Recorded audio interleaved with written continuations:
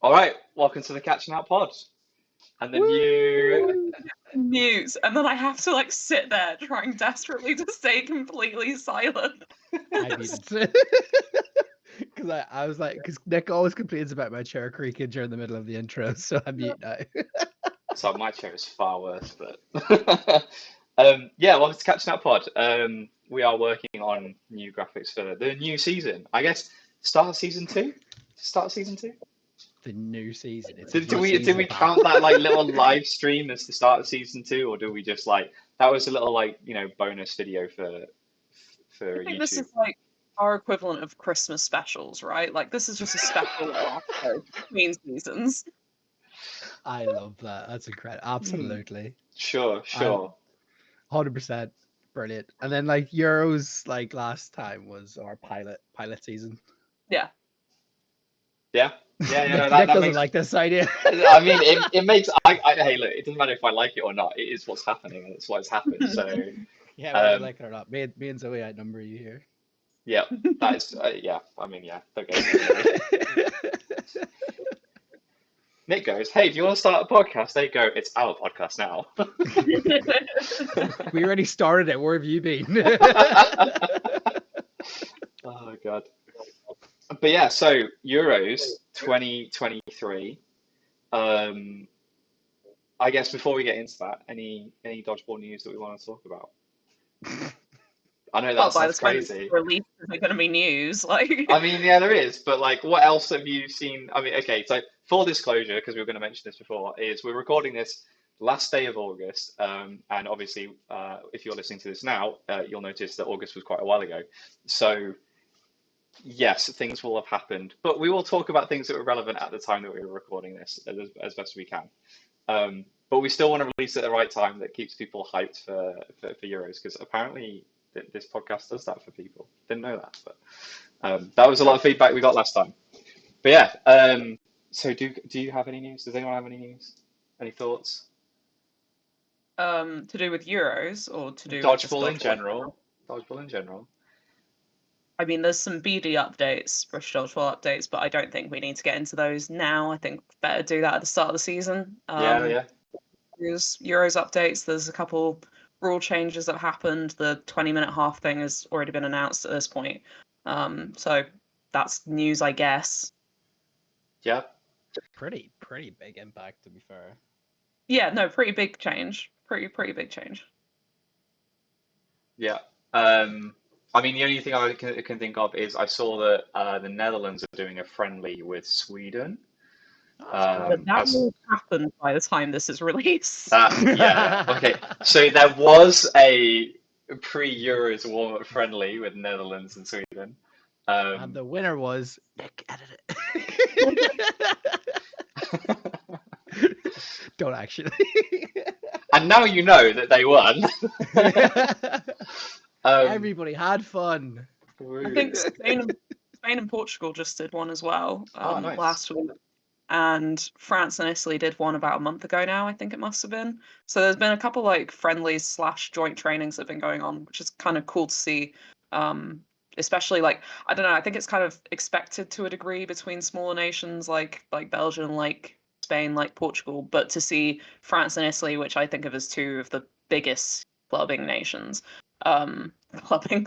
That's not real party animals over there. To be fair, also true. Also true. But yeah, as two of the biggest dodgeballing nations to still want to go out and do friendlies against each other instead of just training within themselves is actually quite nice to see. Yeah. Also, they obviously have a lot less opportunities to play compared to us over here, as we have a gazillion opens and 20 leagues and foam and everything known to man. It was brilliant for BD, to be fair. There's a lot of variety out there. But yeah, I guess doing stuff like that gives them more opportunity to play dodgeball in different formats and stuff throughout the year, which is always a good thing. Yeah, no. I mean, I guess the only thing about that is within Britain we play usually as clubs. We don't play much as nations. Yeah. So there's not. Home Nations still a thing. Home Nations League.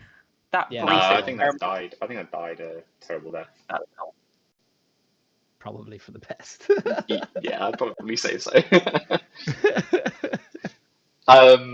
Yeah, I think that's about it really. I do want to give a shout out, but I won't go too much into it, into playbackreview.com, just because I've been absolutely loving it. Yes, I know.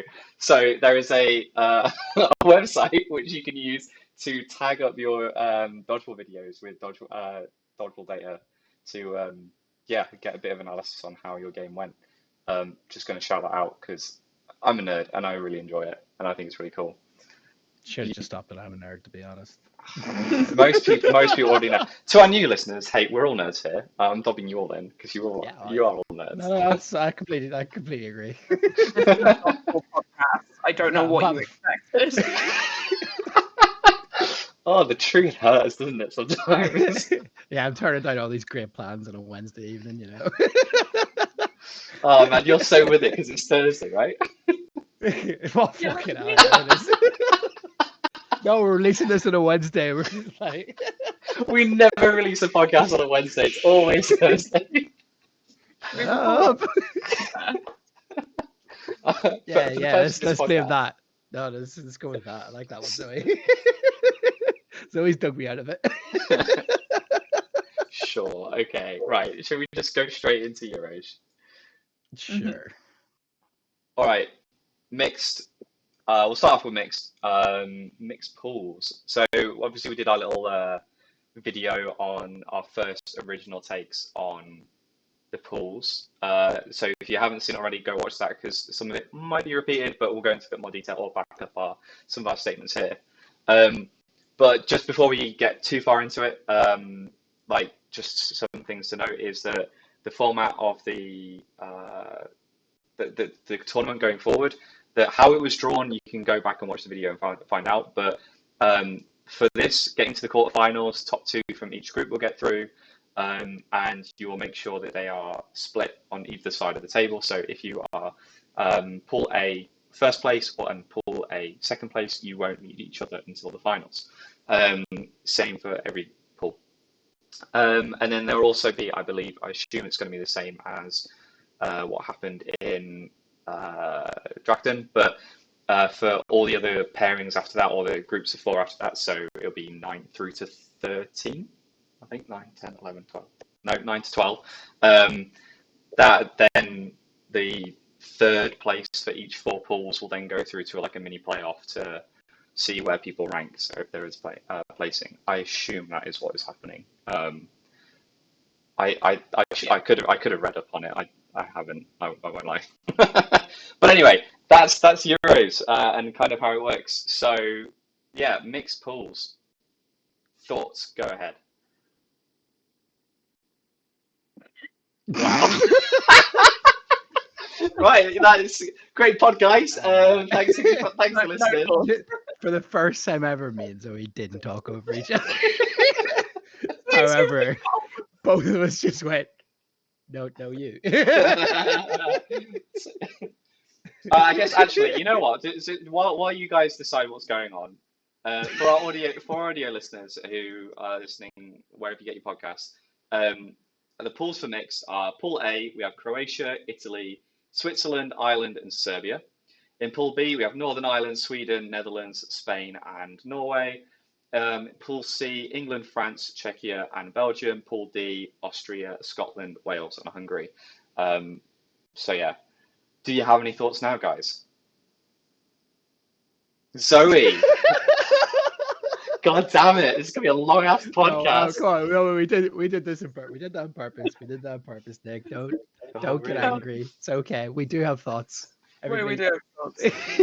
I love how we said this is going to be a short one.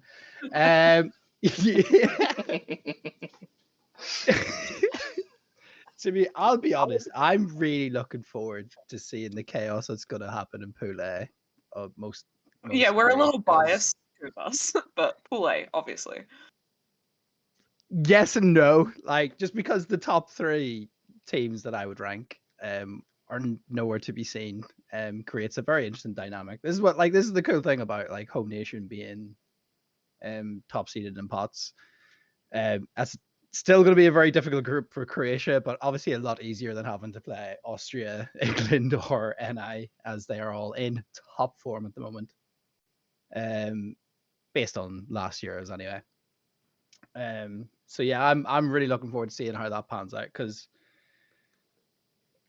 like for me it's between, and obviously the bias is probably going to play a part here, but Italy, Ireland, and Switzerland are the three teams in there. I think it'll be battling for the top 2 spots, I imagine.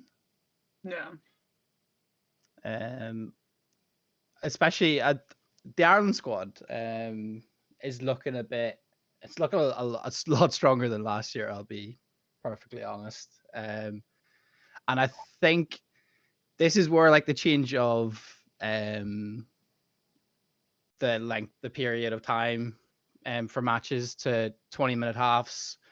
I think like team management is going to be massive, especially as Ireland have a lot of people playing, men and mixed and then women and mixed.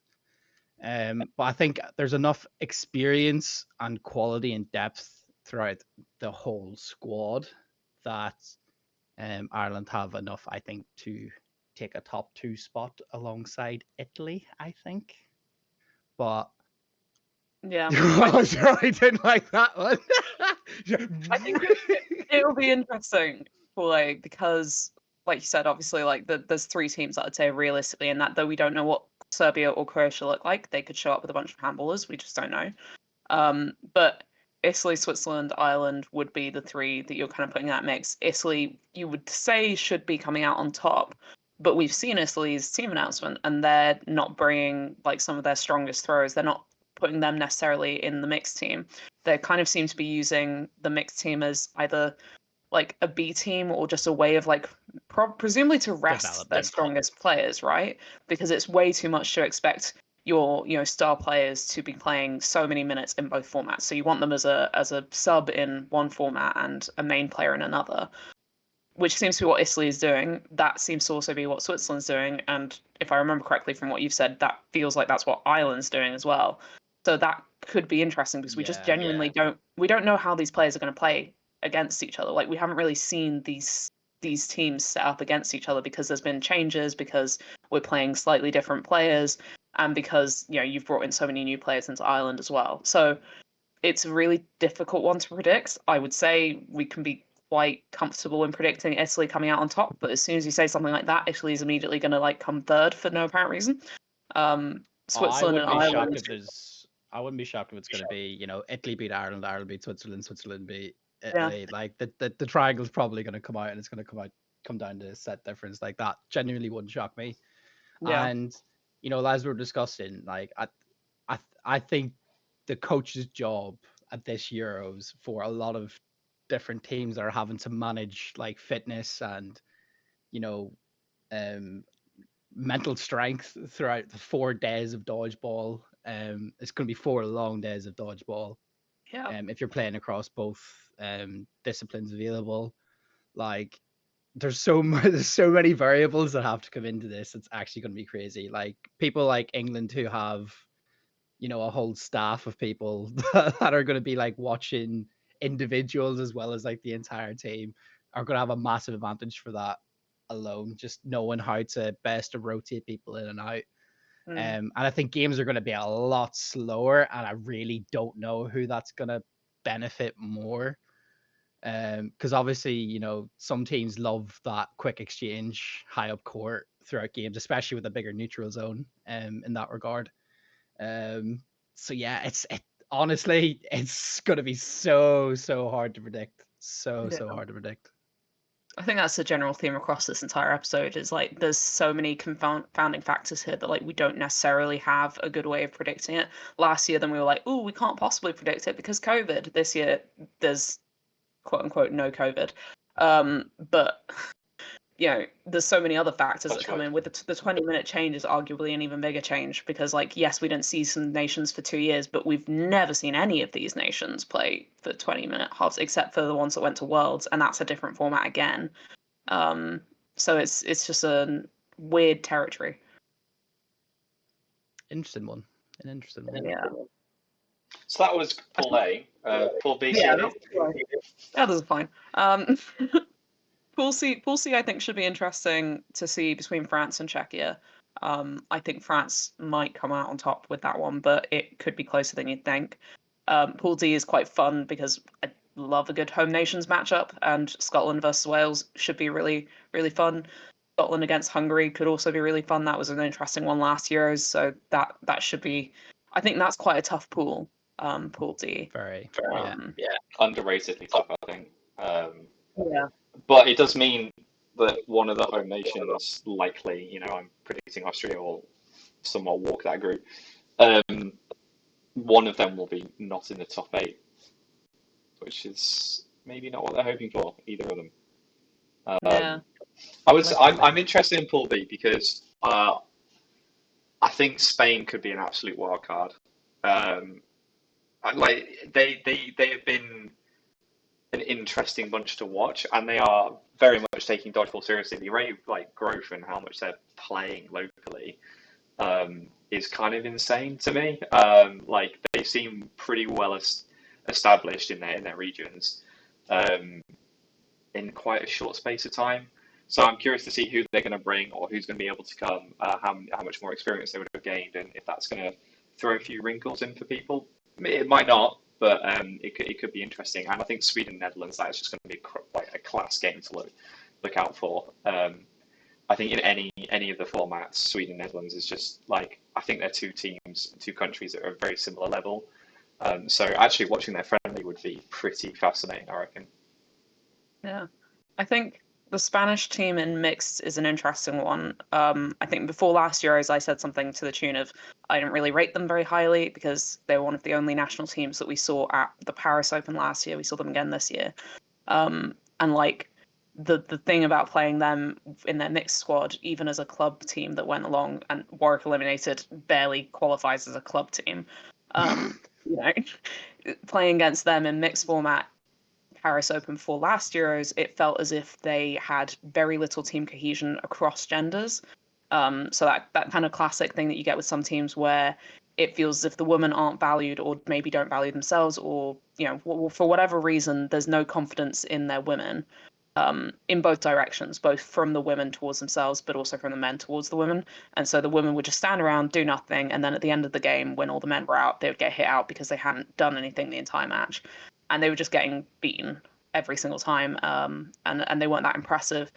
Playing them again at Euros, though, last year, they had fixed that to a degree, I would say. We played a really good game against them. Switzerland, we nearly managed to come back, but not quite. So that they beat us last Euros in mixed, and that was a really interesting game. And part of the reason it was so interesting was that their women were actually contributing, and it wasn't that their women were so much better than they were a few months before. It was that they had changed their mindset and they changed their confidence level.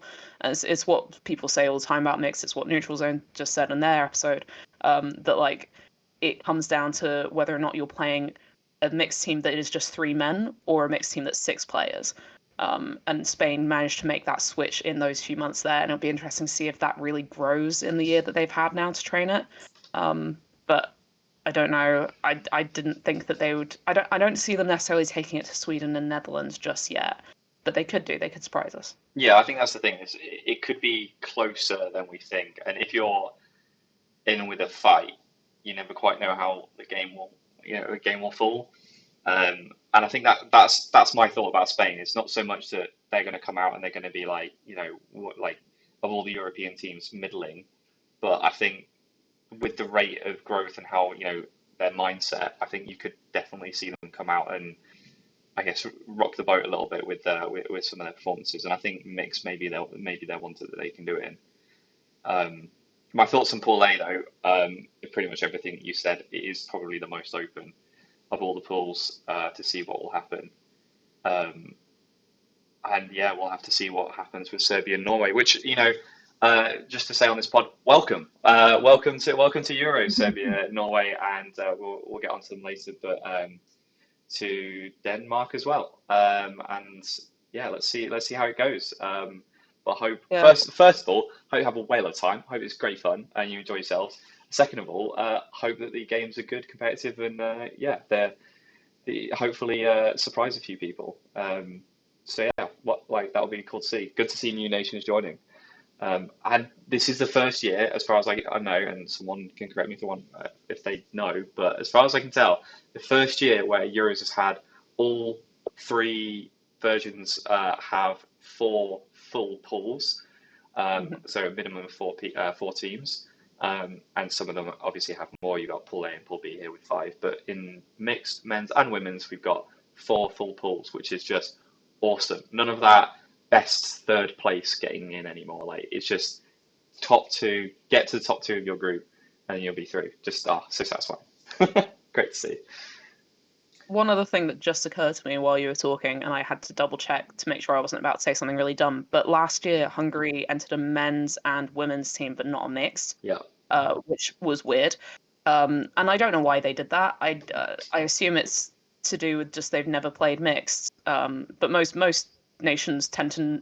I don't know. It's so common that we see people enter men's teams and mixed teams. I think that's maybe the first time we've seen someone do men's and women's, but not mixed, despite clearly having the capacity to field a mixed team because they had a women's team. So we've never seen this Hungarian women's team that's there. Their men's really impressed last year. Their women were actually very decent as well for a debut. So it'll be interesting to see how they fare in what I said already, potentially one of the trickiest groups.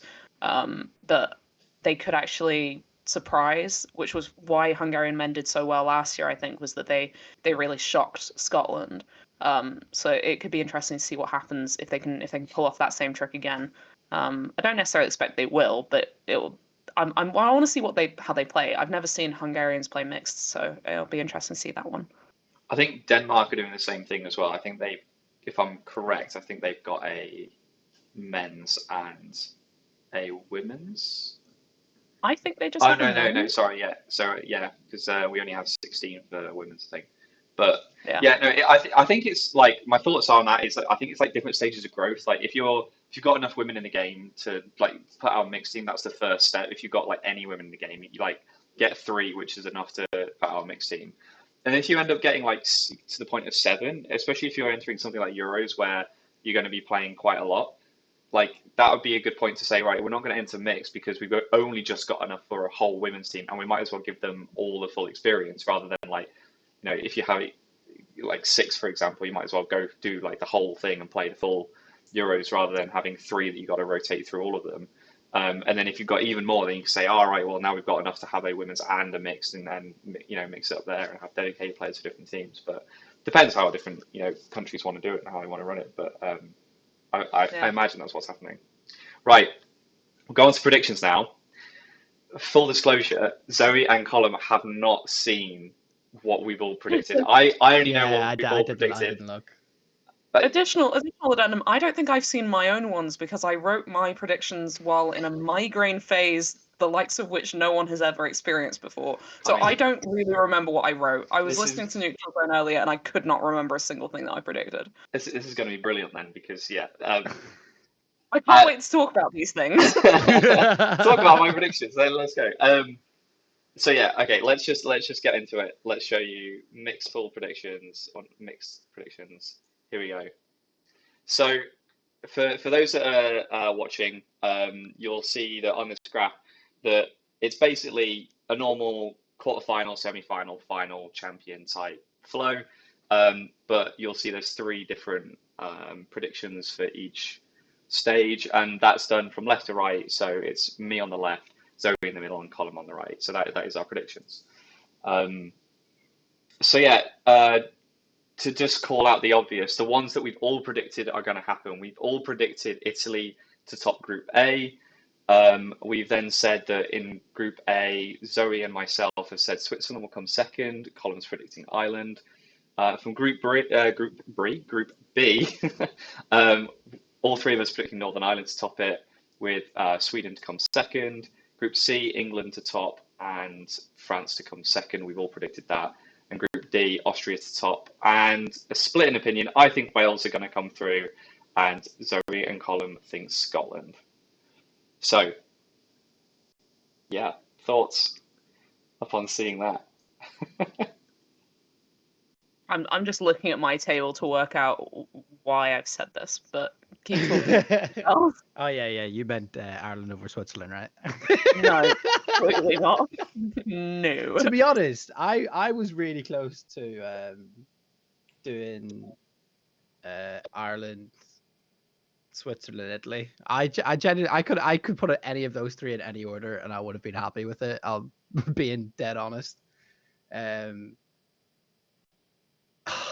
mean, I'm going to be a bit brutal. And I'm going to say I think think Italy. I'm going to have an issue with it. I think Italy are going to be relatively well, top. I think it was some neutral zone where they said Gisele isn't playing mixed. Yeah, I think you have this to year consider that genuinely like has a massive impact. I think personally. Have you guys looked at the team announcements bit? Yeah, I had a look. I mean, I I haven't don't. seen It's it, not. please. It's not like that. I've gone to Italy much and gone spoken to them, so I don't know the names. But Says the guy that's apparently an expert in Spain and is waiting to see who's going to see that squad. hey, commenting on what I've seen on social media and stuff is very different than commenting to say, "Oh yeah, I know this guy really well, and like he's amazing." No, I've not seen it. I only heard listened to Neutral Zone earlier on, heard that, and that kind of. If I was to do it again, I probably would think about taking Italy out of it altogether. Being brutally honest. It's one of those things where, so right after the groups were drawn, Matteo Mini was in my DMs on Instagram being like, so what kind of team is Switzerland entering in the mix for this? My guy. And like, that's interesting to me because yes, obviously, like we talk a lot, but also I don't think on a normal day Italy would be that worried about Switzerland. And I'm not saying that that's the sign of a worried man at all. Like that's just info gathering, but I don't know. I wouldn't even bother to gather that info if you didn't see Switzerland as being something that could actually cause a thorn in your side, which is a new position for the Swiss mixed team to be in. So I don't know. You We'll always see. were going to be because Switzerland are an annoying team to play against in pretty much every discipline. To be fair, it was although there was a few games where you were like justified in some of the results and how close it was in terms of how you played versus the number of sets you actually won.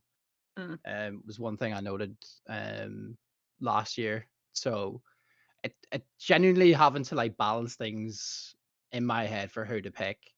I was like, Italy's arms are going to be too much for people who don't come up against that heavy of an arm on a regular basis.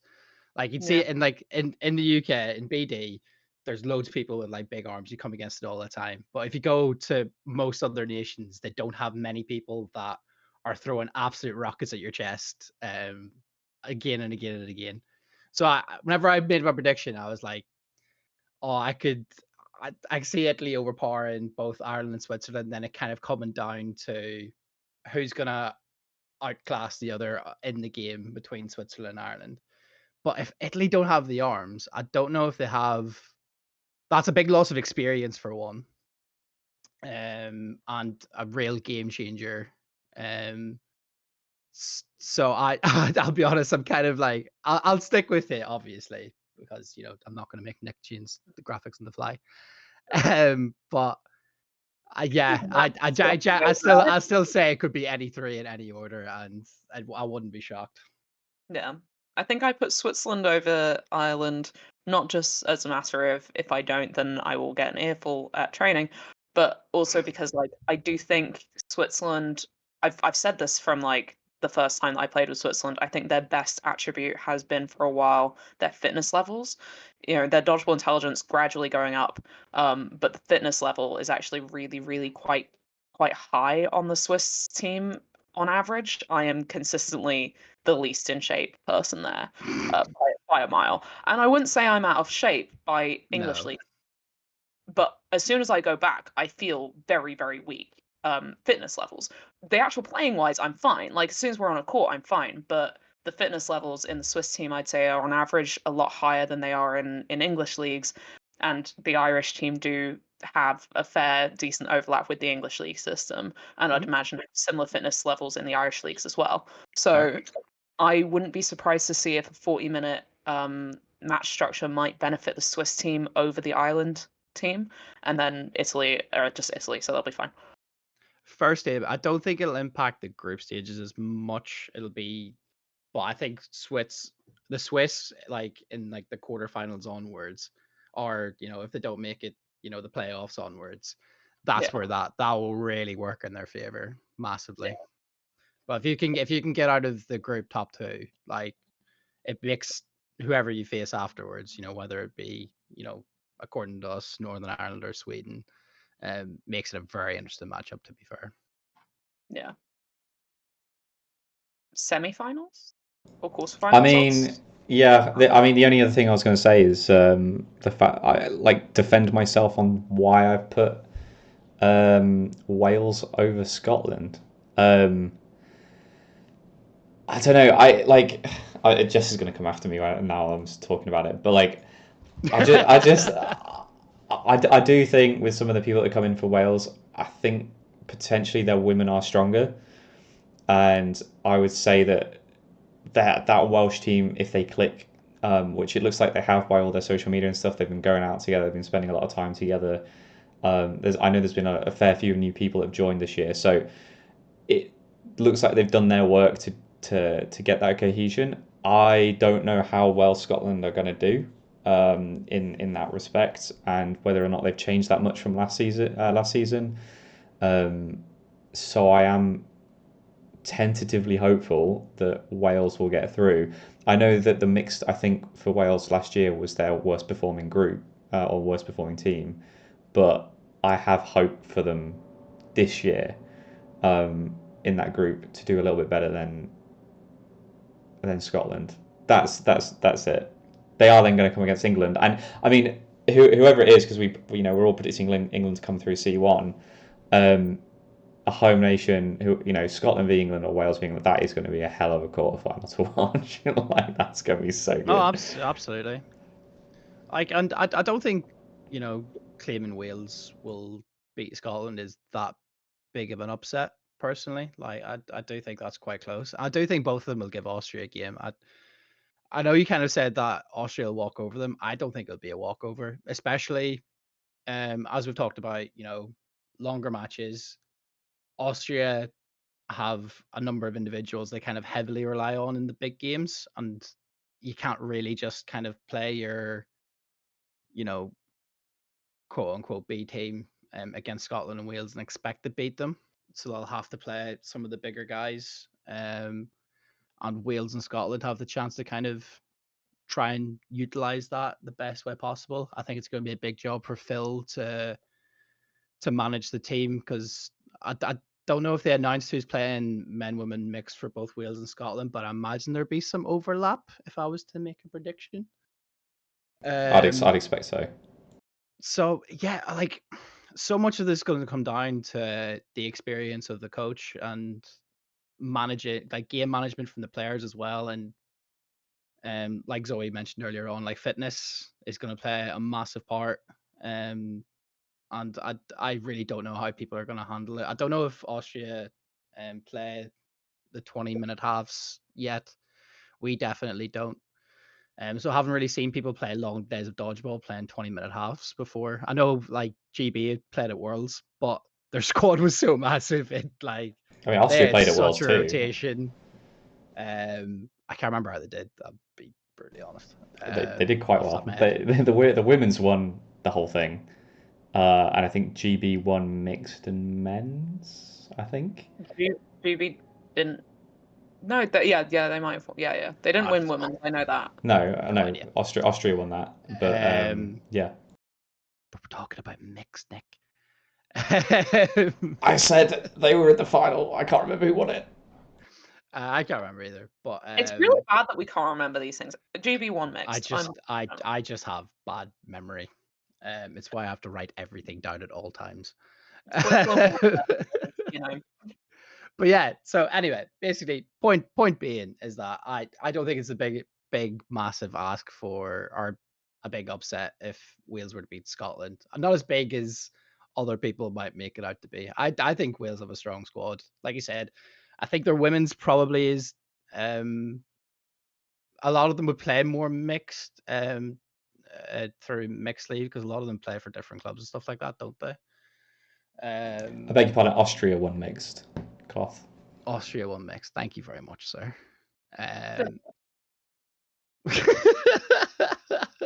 Such a shambles. This is the most elongated point that I've had to repeat like 3 times. Yes, Wales have a good chance of beating Scotland. That will be a very close game, and I think they'll also give Austria a game. Yeah, be very interesting to see how that all pans out. That is the group of death in my eyes. Yeah. Yep. Yeah, very much so. I mean, there's 2 groups of death, because I say A is somewhat of a group of death in the sense that it's very attainable. Yes, but I think whoever comes third in Group D will probably be the best out of everybody else, i.e. finish 9th. Yeah. Yes. I'd probably say that. I think. Would I say that? I don't know. I'm not sure if I agree with that or not.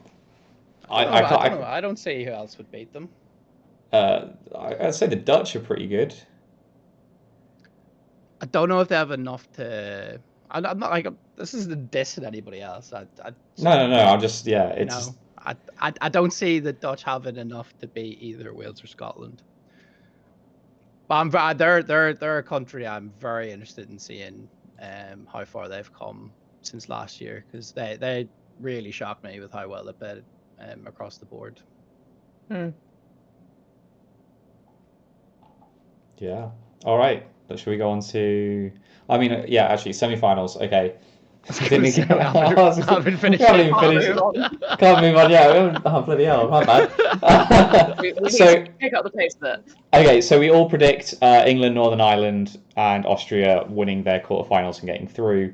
So that would cause a Northern Ireland Austria semi on one side of the draw, and then England versus the winner of Sweden versus Italy.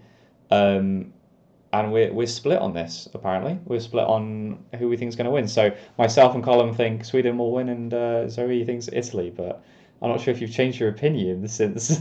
Your face would say so. Maybe. To the audio listeners, Zoe just shot a brick whenever she's seen a prediction. Yeah, pretty much. So I think I may have forgotten which section of the map I was looking at here, and I think I may have been thinking in men's terms. But I do also think Italy does have a chance in the Sweden match still. Like, I don't think it's foregone conclusion Sweden win. Partly because, so I know we've just been talking about the fact that Italy have a weaker, quote unquote, team entered into their mixed. That is a negative, I would say, for the first 2 days. I think it becomes a bit more of a positive almost afterwards, just in the sense of if you're entering a team that's completely different to your men's team, no overlap whatsoever, you have people who are match ready. And if the exhaustion's starting to set in by the 3rd day, which it really, really, really does, then I don't know what Sweden's team looks like. I haven't seen it. I don't think they've announced I don't know that off the top of my head, but I don't think at this point in time they've announced it. So we don't know. There might be some overlap. There might not be. I would imagine there will be some overlap between their men's and mixed and into the Swedish team. So you might see Italy just scrape through. Can I not hear us? Or you can hear us. You just can't. Audio's coming through now. Like, for some reason, my headphones reset and it went from the headset version to the stereo version, which meant no audio from Discord was coming through onto OBS. So like, it only happened for like the last 2 minutes, so I don't know where we got to, but basically whatever Zoe you were monologuing on. It doesn't fucking matter. I'm not fucking leaving. No, sorry, I'm fucking leaving. I mean, short version, Italy don't have as much overlap, so they might be able to put all their eggs in the semi-final basket, but Sweden probably aren't going to be any other semi-finals, so they might be able to put all their eggs in the semi-final basket as well. At which point, I don't have a fucking clue. I'm not entirely sure I put down the right thing in my prediction here, but if somehow Italy pull it out of the bag, I will look like a predictions god, so... Yeah, okay, fair enough. Let's not talk about that. I mean, it's not like you did it pretty well last year. Yeah, exactly. But yeah, for whatever happened for that horrible edit that just had to happen there, because my audio screwed Zoe's. Nick messed it up. Nick has ruined your day, folks. I mean, yeah, I usually do, don't I? But anyway, so that's the first semi-final, and then we're on to the second semi-final of Northern Ireland and Austria. Unless you had any thoughts on that, Colin? No, I pretty much everything's always said. Like, it's going to be a tight game. Be very interesting. I really, after a chat with the Swedish coach, one of the Swedish coaches last year, they've really intrigued me in terms of like how they're changing how their like approach to training and in turn competitions. Which is why I think they'll pip Italy in this case. Fair enough. And then yeah, Sweden, England. We're all predicting England to go through off of that one. England are really good. I Okay. Now for the fun one though. They didn't make the mixed final last year though, because they lost. They met Austria in the semis and lost, but they won't be on the same side of the draw due to our prediction. So Northern Ireland v Austria in the other semi-final. Split opinion on who's getting through on that one. Myself and Colin think Northern Ireland, and Austria is in the middle. Austria, Zoe predicts Austria, which is interesting that considering Zoe has usually been right in these scenarios, Colin and I are the ones that are differing from Zoe. So Zoe, please tell us why we're wrong.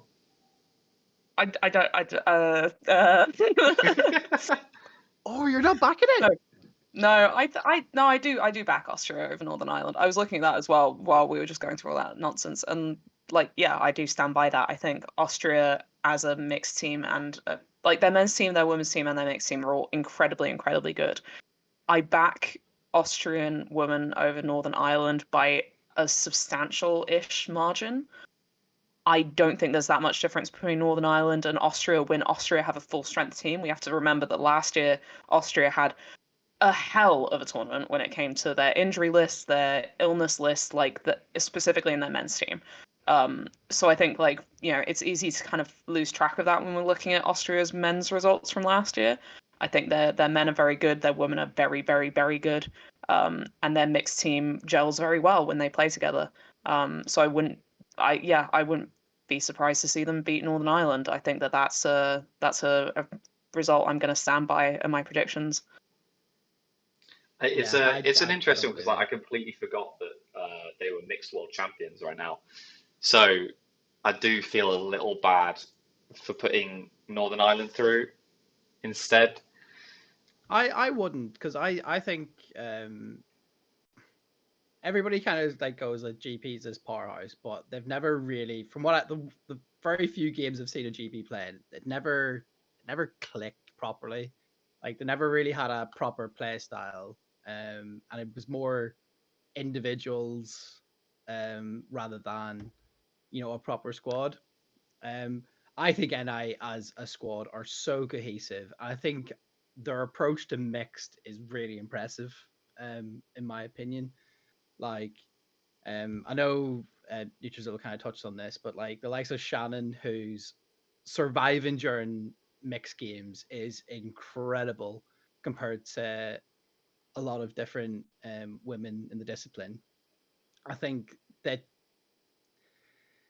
the guys know the role, the women know the role, and they step up whenever they've needed to. They know, and their ability to like play out the time compared to a lot of different nations is like definitely up there in my opinion. And I just, there's something in me that says NI in mix is gonna have a really, really good tournament this year. That's gonna bite me on the ass, and I already know it as soon as I said it. But they really impressed me last year. Mix the NI. Oh, everything I said is gonna be wrong. We both know it. Like Zoe's prediction is gospel. Like, put your money on it, folks. You might as well. But no, in all seriousness, like especially having chatted to Brew about how NI approach their essentially boot camps, training sessions. They're fitness focused, and I think they'll come in fully ready, assuming everybody's fit and healthy. They're going to come in, and I think they're going to put on a show throughout this tournament across all three disciplines. I think their women will really surprise people this year. Knowing my predictions, I'll probably also bite me on the ass. But yeah, no, I'm really impressed by them. I think Austria are incredible, and I said it more than most for last year, both the preview and the post tournament reactions. Like Austria, are a different breed at times, but NI are just the team to watch right now, and I think they're going to take the momentum from how they played last Euros and take it up a notch again. Yeah, fair, fair. I really don't know. Now that I'm thinking about what happened at Worlds last year, I don't know why I picked Northern over the top of it. But then I remember what happened in the Euros. You don't have migraine as a reason for this? No, I don't. I genuinely don't. And I think we're going to see that game be a lot closer than the games at Euros were last year. Yeah, I completely agree with that. And I'm so curious to see how it goes. I think that will come down to a 1 minute set or 90-second set, isn't it, in EDF rules? Oh, he's getting good at this. But a 90-second set, I think it will come down to that. I can't see it going any other way. I think it's going to be a really tight game. I think it's going to be a hell of a one to watch. And I think that's on Saturday, isn't it? Semis are on Saturday, and then the finals will be on Sunday. Yeah. I think everybody only plays one game on the Sunday, right? Sunday, yeah. Because we've got to get ready to party. And then, yeah, so the final. Colm and I think it'll be England versus Northern Ireland. Zoe, England versus Austria. And with that, Zoe and I both have England winning, and Colm has Northern Ireland. This was a really tough one, I'll be honest, because I think the fact that potentially England have, well, in my opinion, England have the easier semi-final if it all pans out the way we think it will, right? And I think if they have the opportunity to take out some of the star players in the disciplines like throughout the weekend, I do think England could take it. But again, like the fitness levels of that NI squad were incredible, as we've seen last year. It was because the likes of like Adam Hill, Kelvin played a hell of a lot, Smurf played a hell of a lot, like, and we're still able to make it to the end. If NI are able to manage like players like fitness levels and their mentality throughout the whole weekend, I could see them taking the final against England, because I just think England have this a chip on the shoulder is not really what I'm going for, but like I just think NI have that mental edge at the moment, and I think how well they played last Euros, although will drive England, I also think could end up being a bit of their downfall. I really do think NI is going to take a lot of momentum out of last year into this, and it'll either up their game or might plateau it. But I'd like to think that, having chatted to a lot of them throughout the years, that they're level-headed people, and I think they'll make the most out of it this year. I think where my thoughts have gone, and it kind of echoes some of what Kath was saying on the Neutral Zone podcast, was England are an interesting squad in the fact that they didn't really adapt that much to play styles last year. And the reason why I back the mixed is because of the three teams. I think I saw the most hope in them adapting or trying to change setups, or try and break down Austria in that semi-final was in mixed. I didn't really see it as much in the women's or in the men's. I mean, the men's was a bit of a different deal because they got up early and it was Northern Ireland that clawed it back for a victory. But I see that mentality and a bit more of the flexibility because it's mixed. It's two different squads in a sense coming together. I see that a bit more flexibility working to their advantage. And I think it probably makes more sense when you look at it in respect to my other predictions of what's going to happen in men's and women's. But I think this is the one that they're going to crack, and they probably bring it all together. So, like, I don't know where Austria are going to go. I think they could stick it and they could beat Northern Ireland.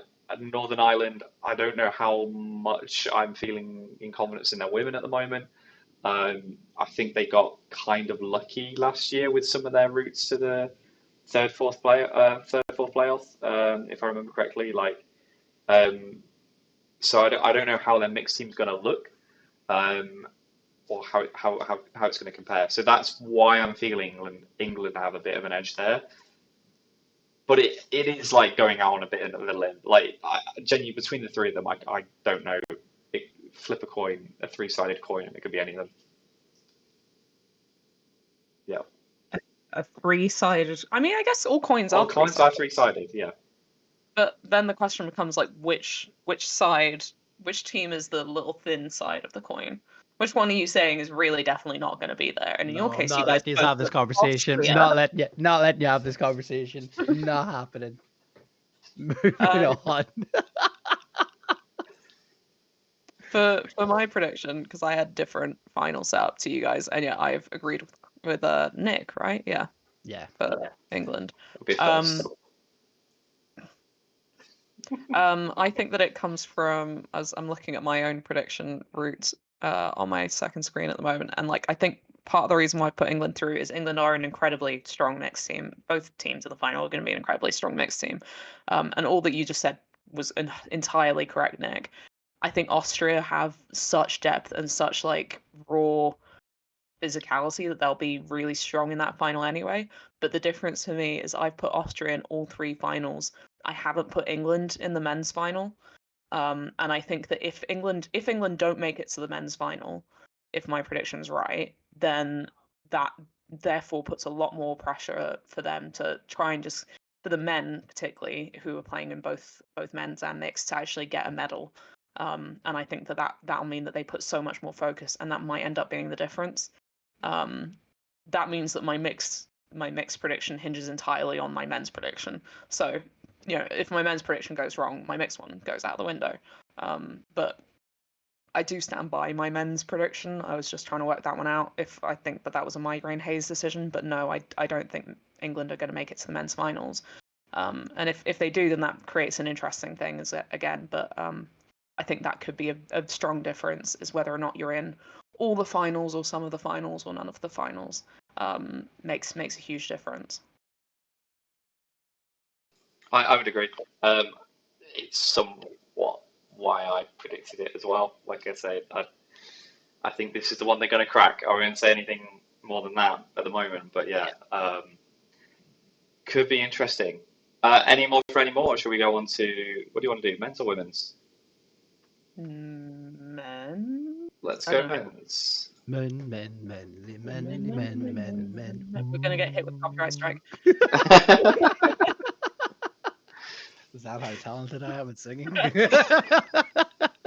It's like follow machines in the room. Oh god. Oh god. Right, so men's pools. So welcoming Denmark to the stage. And in Pool A we have Croatia, Italy, Czechia, Belgium, and Denmark. Pool B, England, Scotland, France, Hungary, and Norway. Pool C, Austria, Wales, Switzerland, Netherlands, Serbia. And Pool D, Northern Ireland, Sweden, Ireland, and Spain. Right, please, one of you speak. I fucking knew it. You can't beat us like that. Come on, mate. I was about to speak until you said that. You had to go ruin it. Go on then,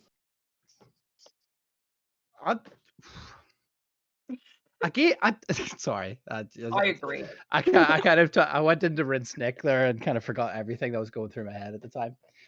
Again, something we discussed in mixed, as because of Croatia getting pot one draw, it has created a very interesting pool A. That would be the theme of this year's prediction, is that pool A is just,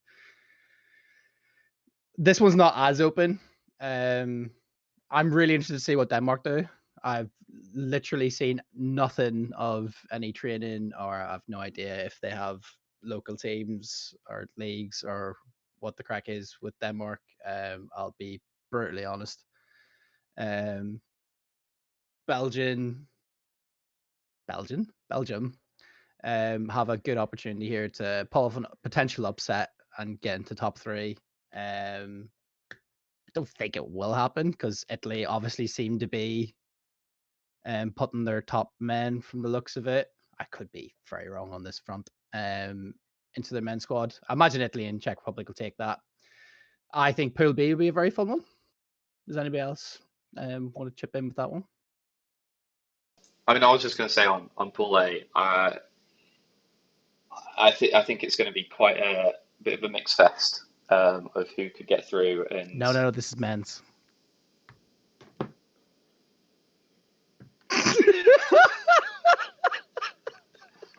Oh, there we go.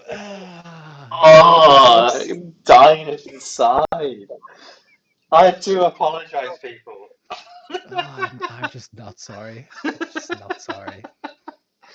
Right, okay. I don't even know what to say after that. It's going to be quite a competitive pool A, is what I'm trying to say. I think Belgium, like, it could be interesting to see how much they've learned from last Euros. I know they seem to have like a fair bit of a club setup growing in Belgium. Definitely a very good community feel there. So I feel like their ability to sort of gel as a team will be quite high. But then I don't really know. I've heard rumours that Czechia players are playing in the Austrian league, so that's definitely going to be steel sharpens iron, steel sharpens steel. I'll get there eventually. Jesus Christ. But yeah, like they'll get they'll learn from that and they'll get better. So I think they stand in a good shout. I don't really know where Croatia are at. The one thing that I always keep in the back of mind about home countries is or host countries is that because they're at home, hopefully more players will be financially able to attend. So hopefully skill is not a detriment to financials of being able to come. So if they are around, should be hopefully able to afford to come rather than having to travel to a different country. So they might have more talent available to them. We don't know what that talent pool is because I've not been studied Croatian teams and players, but always something to keep in mind, I guess. But yeah, Pool B, that could be very, very spicy. England, Scotland, and France and Hungary, I reckon, bless Norway. I think, is this another group that Norway are in with Hungary? I can't remember. Or are they the countries that get pulled all the time? Yeah, maybe. I know Italy are in with Pool A for two of them, with Croatia. But yeah, Scotland, France, that's going to be a hell of a game for men's. And yeah, Hungary, like they, were a bit of a banana peel team for Scotland nearly last Euro. So that could be interesting to see if Scotland have adapted and can more confidently take on Hungary, or if Hungary have just gotten stronger. Yeah, I agree with everything you guys said. The only thing that I'll potentially add is just as far as the size of the groups, the interesting thing that you get with men's is you've got three pools there of 5 teams, one of 4, which we focus in this episode on the way up, where you go into the knockouts upwards, but the other half of the competition is where you go knockouts downwards. And with a 3 pools with 5 teams, I'm pretty sure the structure then, and don't quote me on this, but I'm pretty sure the structure is then that you have your sort of mirror knockout thing, plus below that a 3-team round robin. I'm not 100% sure on it, but I think that's how that works. That's the thing that makes most sense. That's what happened last year, yeah. So that's interesting because that creates a benefit for those in Pool D who might otherwise have ended up in that bottom set. But also it makes it really, really imperative for teams in Pool A, B, and C to clinch that 4th place spot instead of the 5th place spot. Because the minute you're locked into the 5th place spot, there are only 3 different positions you can come in. Whereas if you manage to get out of that dead zone, you have 8 positions you can potentially achieve over the last 2 days. That's a huge difference. So I think, yes, there's a lot of focus on who's going to come first, who's going to come second, but I think the focus on who's going to come 4th and who's going to come 5th is really, really interesting in some of those groups where, yes, you would imagine, I don't know, I'd imagine in Pool B it will be Norway, but in Pool A, I couldn't honestly tell you off the top of my head who I think is going to come 5th and who's going to come 4th. With Pool C, you would assume it's going to be Serbia, but who knows? We don't know what these teams look like. We don't know what their makeup is like. So if they manage to get one result that just so happens to go their way in the way that Hungary nearly did against Scotland last year, that could completely change their overall seeding. And if you're a new country as well, one of the many debut nations, that first seeding is so important. Like if they manage to get a good seed on their, like at the end of this tournament, they get a good position, that is their seed. Like that's massive for them. And it changes things completely going forward. So if they cannot come last, that's huge. So yeah, a lot of focus on the first 2 days, I'd say, for a couple of those nations. Yeah, definitely. I just looking at it further, like Pool C looks quite hellish, considering how well Switzerland did last year, getting through to the top 8, getting through to the quarterfinals. Yeah, did really well, and I can't remember how Wales did. I think they lost in the quarters to Scotland, I want to say. So Sounds right. and Netherlands also got through, I think. So all three of them, I believe. Hang on, I'm just going to check this now. Got through. So wait, so Wales did get through. Netherlands came didn't. 15th. Oh no, forget about Netherlands then. Oh, sorry. You are. Yeah, never mind. Yeah, sorry. That completely derailed me. But yeah, I don't know. I feel like the men could. I don't know.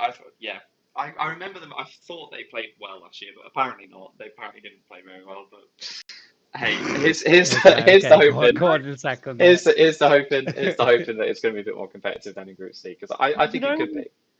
We talk about how my predictions seem to be more accurate than your guys. The fact that I remembered Austria doing well in Worlds last year and the Netherlands not doing great last year in men's Euros, I think might be a factor. I think that might impact things a little. Never claimed we knew what we're talking about. Never claimed we knew what we're talking about. I'm just here for a good time. I'm comic relief, you know. There was a reason he wasn't on the World. Make sure Nick stays in his place, you know, for moments like this.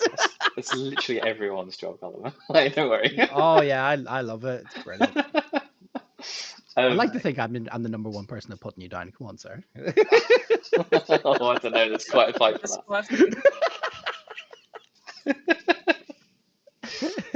Laughing with tears. Just to add on to that, for Pool C, you know, based on something Zoe said earlier on, I'm going to steal your point.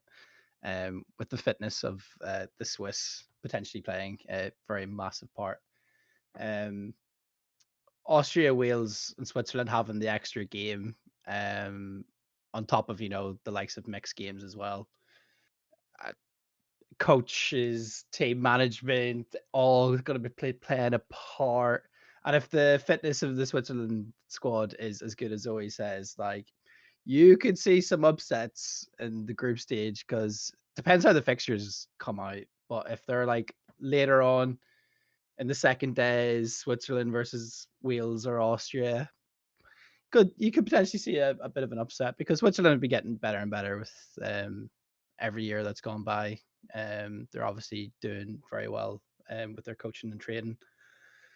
So yeah, it'll be definitely a very interesting pool, and see how it pans out for the second day. And I think it's very important for Netherlands, you know, in terms of ranking, to beat Serbia as well. So there's actually going to be quite a lot of importance on that game for them.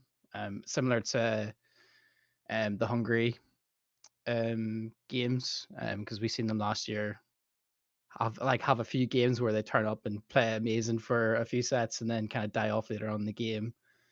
It's going to be very important for them to beat Norway and give England, Scotland, France proper games, which we know they can do, because they nearly had a couple of big upsets during Euros last year.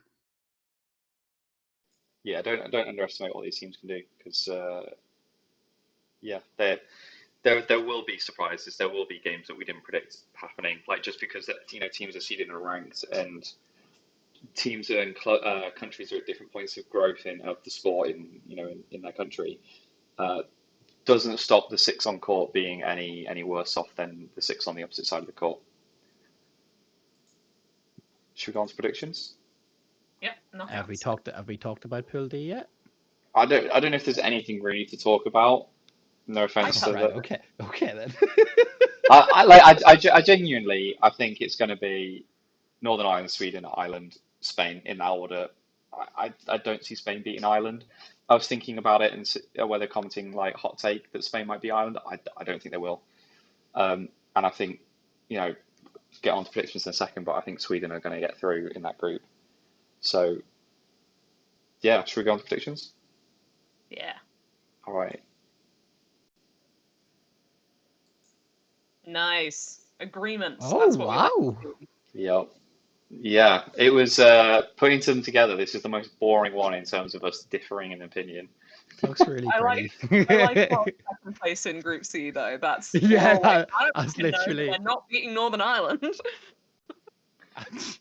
So for our audio listeners, we for Pool A, we all think Italy are going to top it, with Czechia coming second.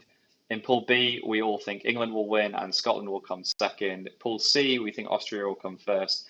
Then we have a mix of opinion on for second place. I think that Netherlands will come second. Zoe thinks Switzerland will, and Colm thinks Wales will. And for Pool D, we all have Northern Ireland coming top and Sweden coming second. Should we just get straight into Pool C, differing opinions? I mean, I've spoken why I think Netherlands could change it up. That's a hell of an improvement. Maybe I've been blindsided by what I thought their mixed in women's did, but I think they could do it potentially. Maybe I'm going to end it there. I personally think it's out of reach at this point round. I've never. I just think it's too big of a jump, for one tournament, and I think, Austria, Wales, and Switzerland as a trio to have to beat two of them, unrealistic in my head. I think we don't have the benefit of hindsight. So when this goes out, if we find out what the results of that friendly was between Netherlands and Sweden, I think that could be interesting to give an indicator of how that might go for Euros. Fair. Yeah. I mean, I know it sounds like a bit of a wild card one to put Switzerland in there over Wales, but technically speaking, in the rankings last year, Switzerland was the best ranked out of those three. That is, if we're doing it purely on paper without considering any of the reasons as to how Switzerland got a higher ranking last year, Switzerland were the best team last year. I think Switzerland have continued to improve really, really rapidly. I don't know much about the Welsh team's makeup this year as far as the men's. I know a bit more about the women's, but the men's I'm honestly don't know very much about because I just don't have that many friends in the. I have a lot of friends in them. That's unfair. When I said that, I was like, I'm gonna get so many messages. Sorry. All the Welsh men sliding into my DMs being like, "What the fuck did you say on the podcast? Hey, I thought we were yo." friends."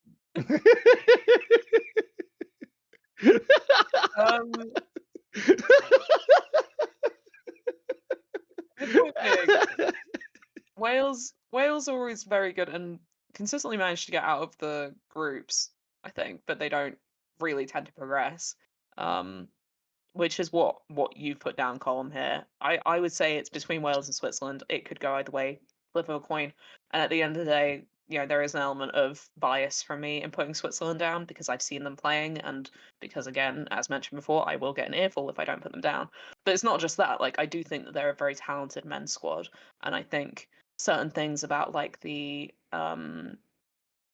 court layout and sort of the width of the courts this time around, the 20-minute halves, those kinds of things that we've mentioned that have adjusted, I think might suit Switzerland better than they suit Wales. I think Switzerland might be better prepared for them this Euros.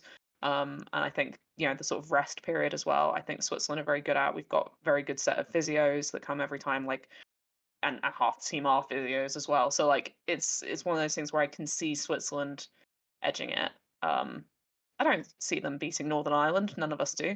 So it doesn't really matter who we've said will come second in Group C because they're losing to Northern Ireland, according to all of us. So I will say I do think Wales will not. I think Wales will be the worst of those three.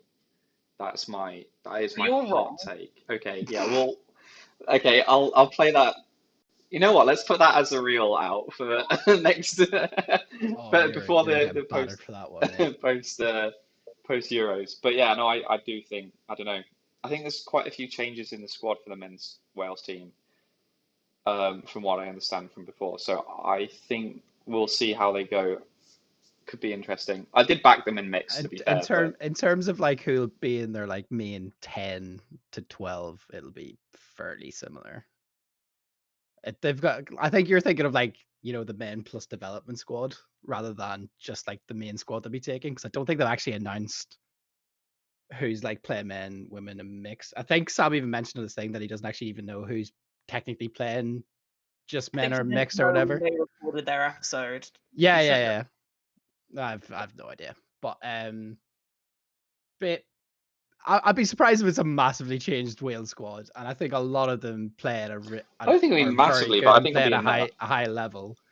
I'd be very surprised if Netherlands come out with a victory over there. And I think I really like the way Wales are like approaching like how to handle an international squad. Like they're working towards development squad versus senior squad, and I've always been a big fan of how, from my chats with Phil, like how he views development in dodgeball. Like I think he does something similar like that for a living. Tell me if I'm wrong. Like the coaching aspect of how people like approach things. I think he's like a careers officer or something like that along those lines. But he's a really interesting guy to chat to, and I just think how he'll approach like the development of a lot of the Wales players, which I imagine will have an impact on how like the dodgeball comes across to different players. Could be very interesting, and I wouldn't be surprised if Wales are a lot tougher to beat. Definitely that what Nick thinks. But I could see them given. I think they'll give NI a real heavy game in the quarters if that's the two that meet. I mean, I am like basically saying treason sat here in a Welsh club top as well. Oh yeah, you're dead, mate. Anyway, on to the semi-finals. So we all have Scotland beating Italy in that quarterfinal and Austria beating Sweden to get through. So Scotland, Austria, the semi-final. Um, any thoughts on like the progression to get to that point, or then all of us predicting Austria to win that one? I think that's a bit self-explanatory, isn't it? Yeah, cool. Right, moving on. Keeping the episode short. No, I, Austria I are very good.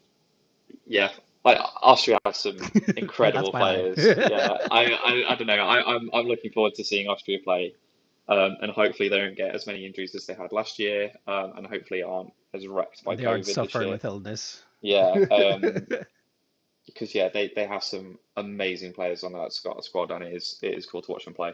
The But only thing I want to say is that in terms of the men, Sweden massively improved and played a lot better than I thought they would last tournament. I'll be honest.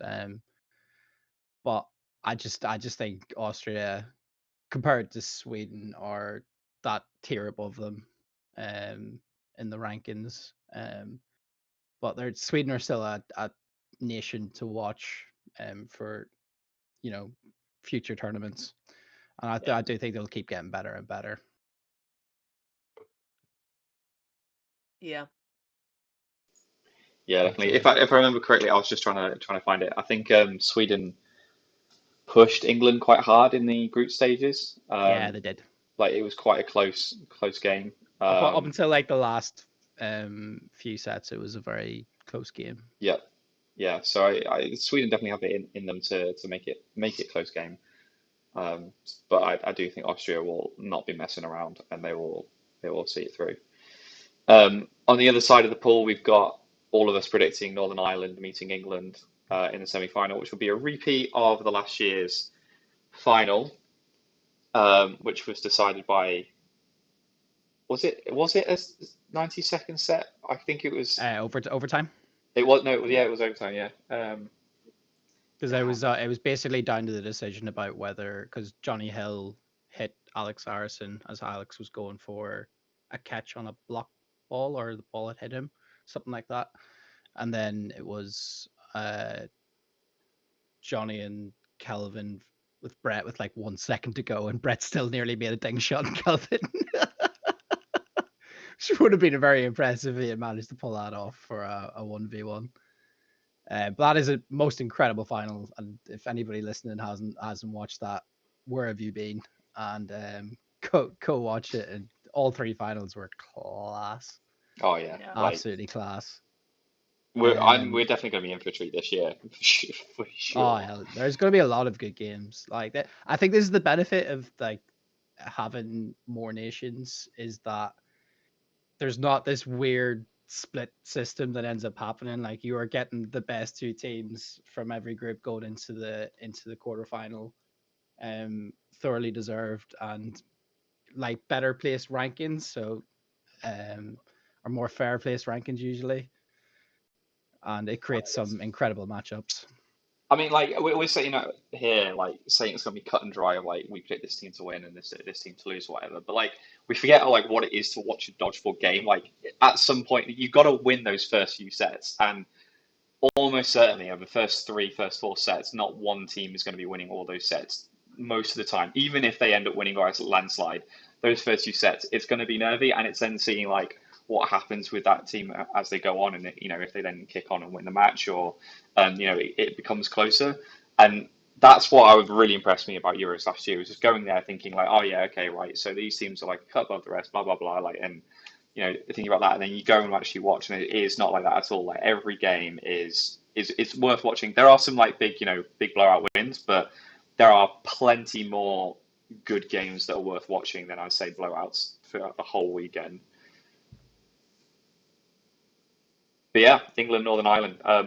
We've all got Northern Ireland winning that one.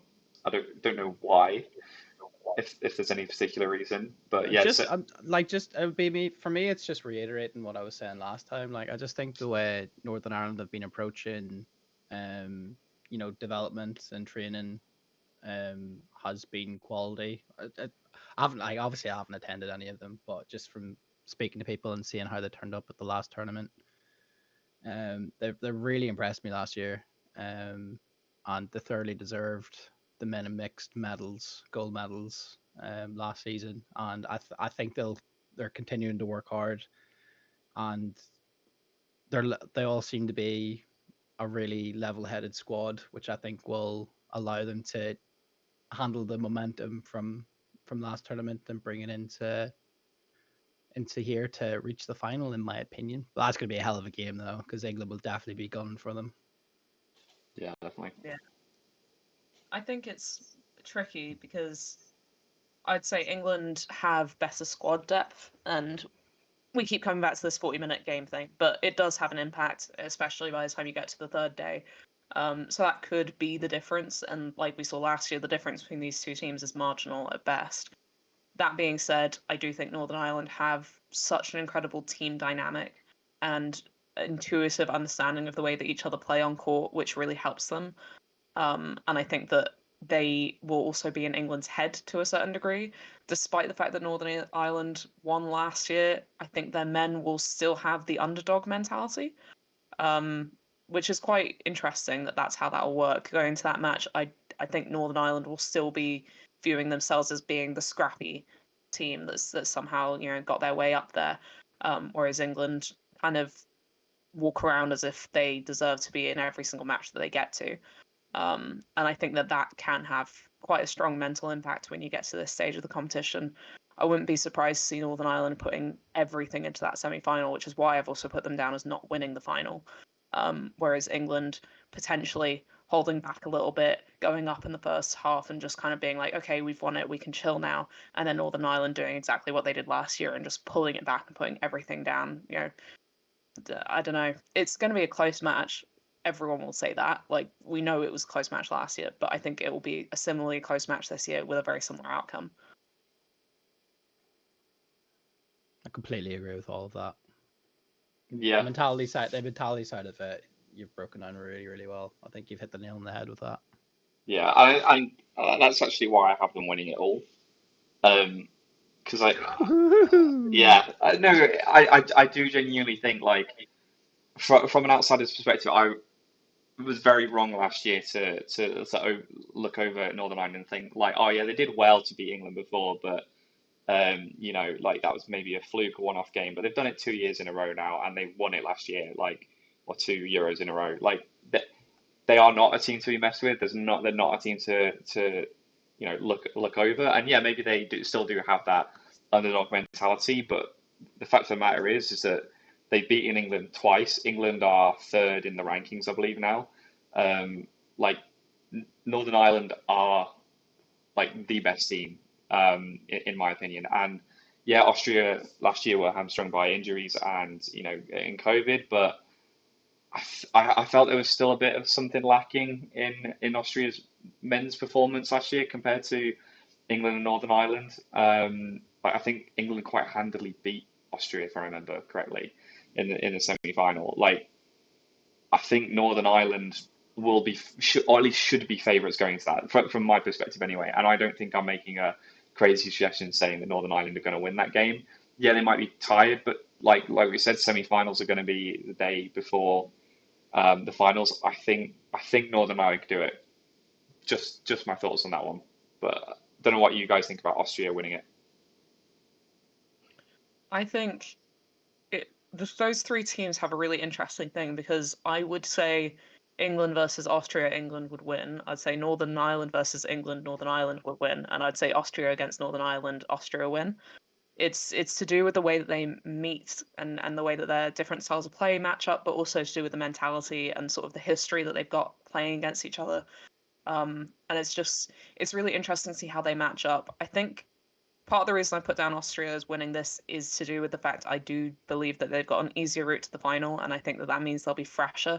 It's what I said before. I think Northern Ireland have a slight risk of burning themselves out in that semi-final, which is the right thing to do. Like, you should.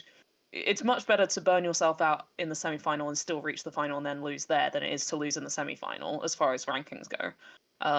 But I do think that Austria have a better chance of sort of maintaining their energy across the 4 days and going into that final a sort of better headspace. That being said, I have put them down in the mix as well, so it depends on the order of games. But I just think that their fitness is going to really help there. Their squad depth is really going to help, and the fact that they don't have a mental block against Northern Ireland, they don't have that same history, I think means that they might just be able to go into that match feeling confident and calm, in a way that they wouldn't necessarily against England, where they might feel a bit shakier because of recent results. So, and like we said before, Austria men last year riddled with injuries and COVID. I don't think it's necessarily representative of their full strength. We saw their full strength at Worlds instead. And I think, yeah, in a final, Austria men should be not comfortable favourites at all by any means, but assuming that Northern Ireland go against England in that semi-final, which I think we're all very confident that will be the semi-final, then if Northern Ireland manage to beat England, that'll be Austria set up quite nicely for the final. That's probably the final that Austria would rather have.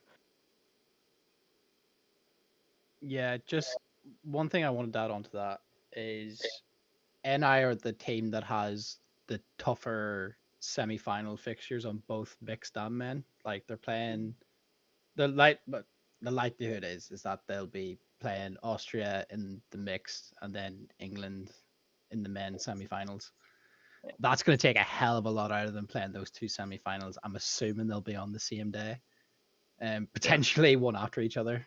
That's going to take a huge toll, and very well could be which match order plays a massive part in this, And in terms of the final against Austria, I just think having that potential opportunity to play a couple of different players and rest a few people, being able to take that 10 minutes off could be your make or break for a later match, and being able to kind of do that throughout the weekend.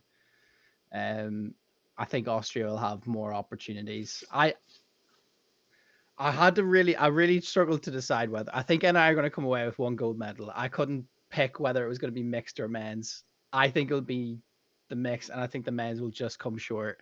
But you never know. NI always have the opportunity to surprise everybody. They love to do it. They do love that underdog kind of mentality and story. And yeah, it's probably going to bite me in the ass like everything else.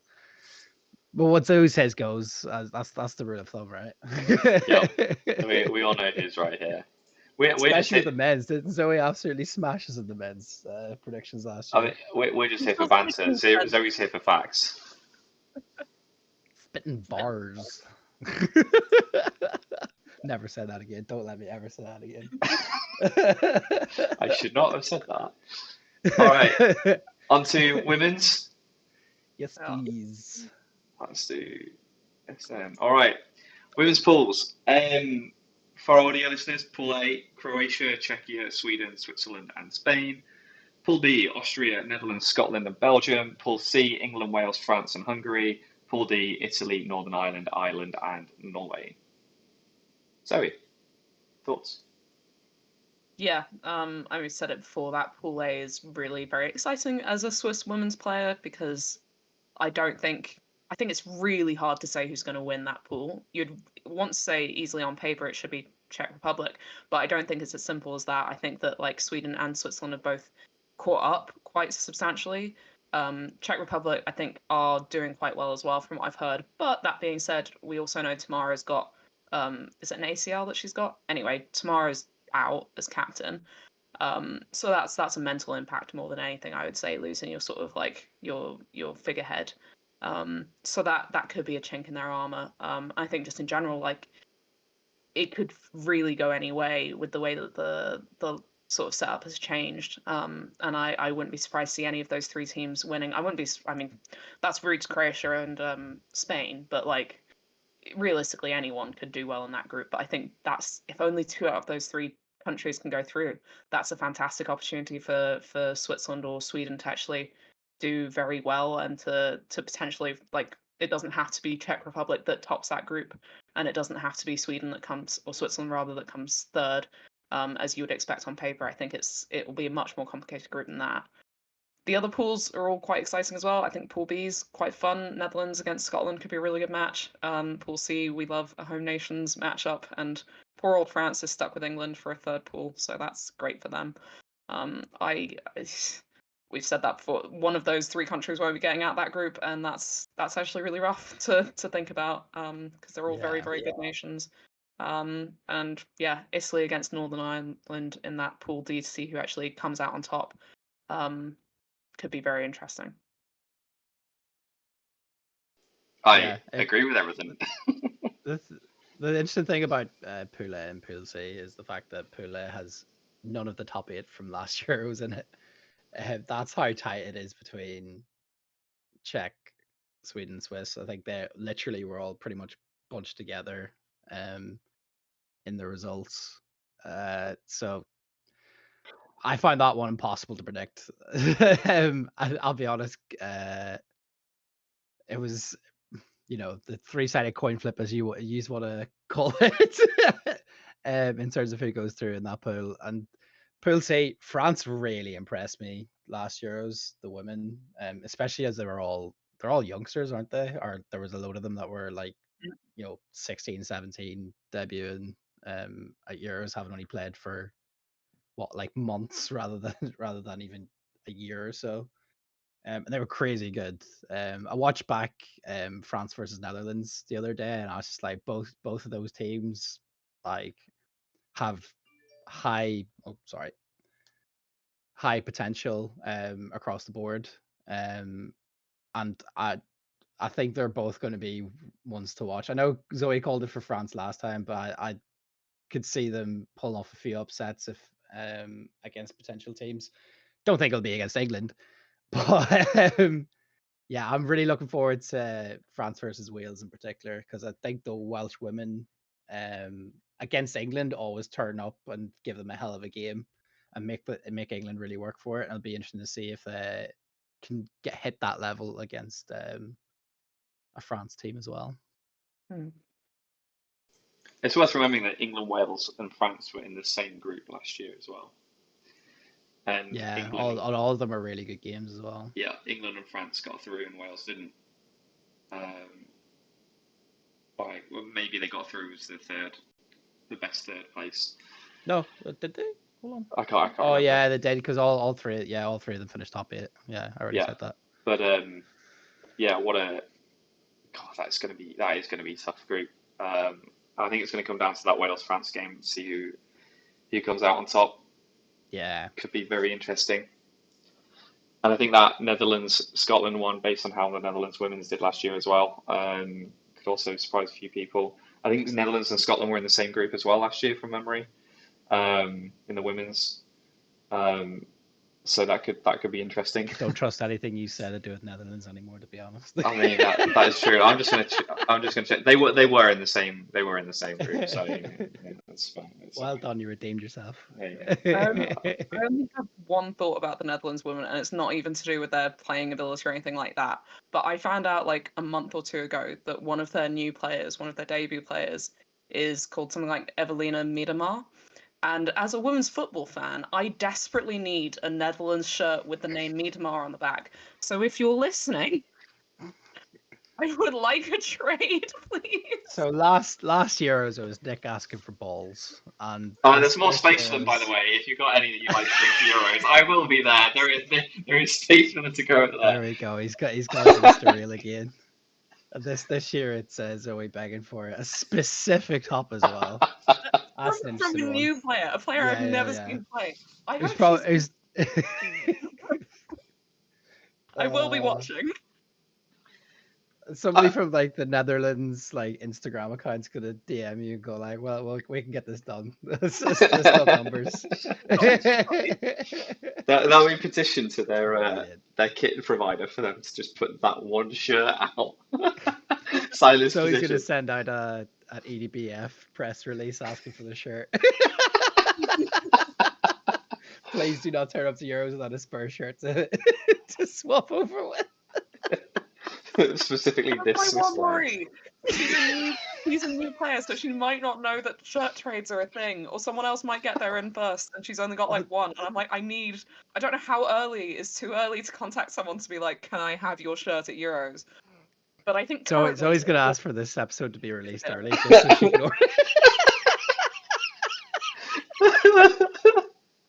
I mean that's gonna make shirt trades so interesting that people just trade shirts as they get off the plane. Like, Please. Oh my god! I don't need to play in my own country's kit. I'll play in Switzerland kit. Woo.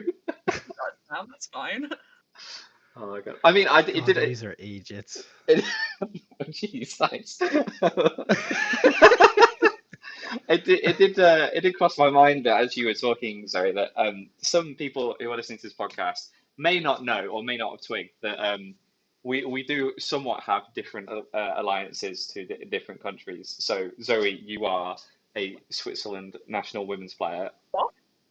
You are, well, you were last year. I hope you still are. No one told me. She's wearing Swiss kit, people, so she could be fooling all of us. Colm, if you weren't injured, maybe you If play I for Ireland. didn't have ligament surgery, I'd be trying to limp on court. For which country? Which country is that? For the Republic of Ireland. Republic of Ireland. There you go. And I'm a neutral because I'm not good. Says we're in a Welsh top. Well, more than Wizards, I believe. Yeah, well, with the stop. To be specific.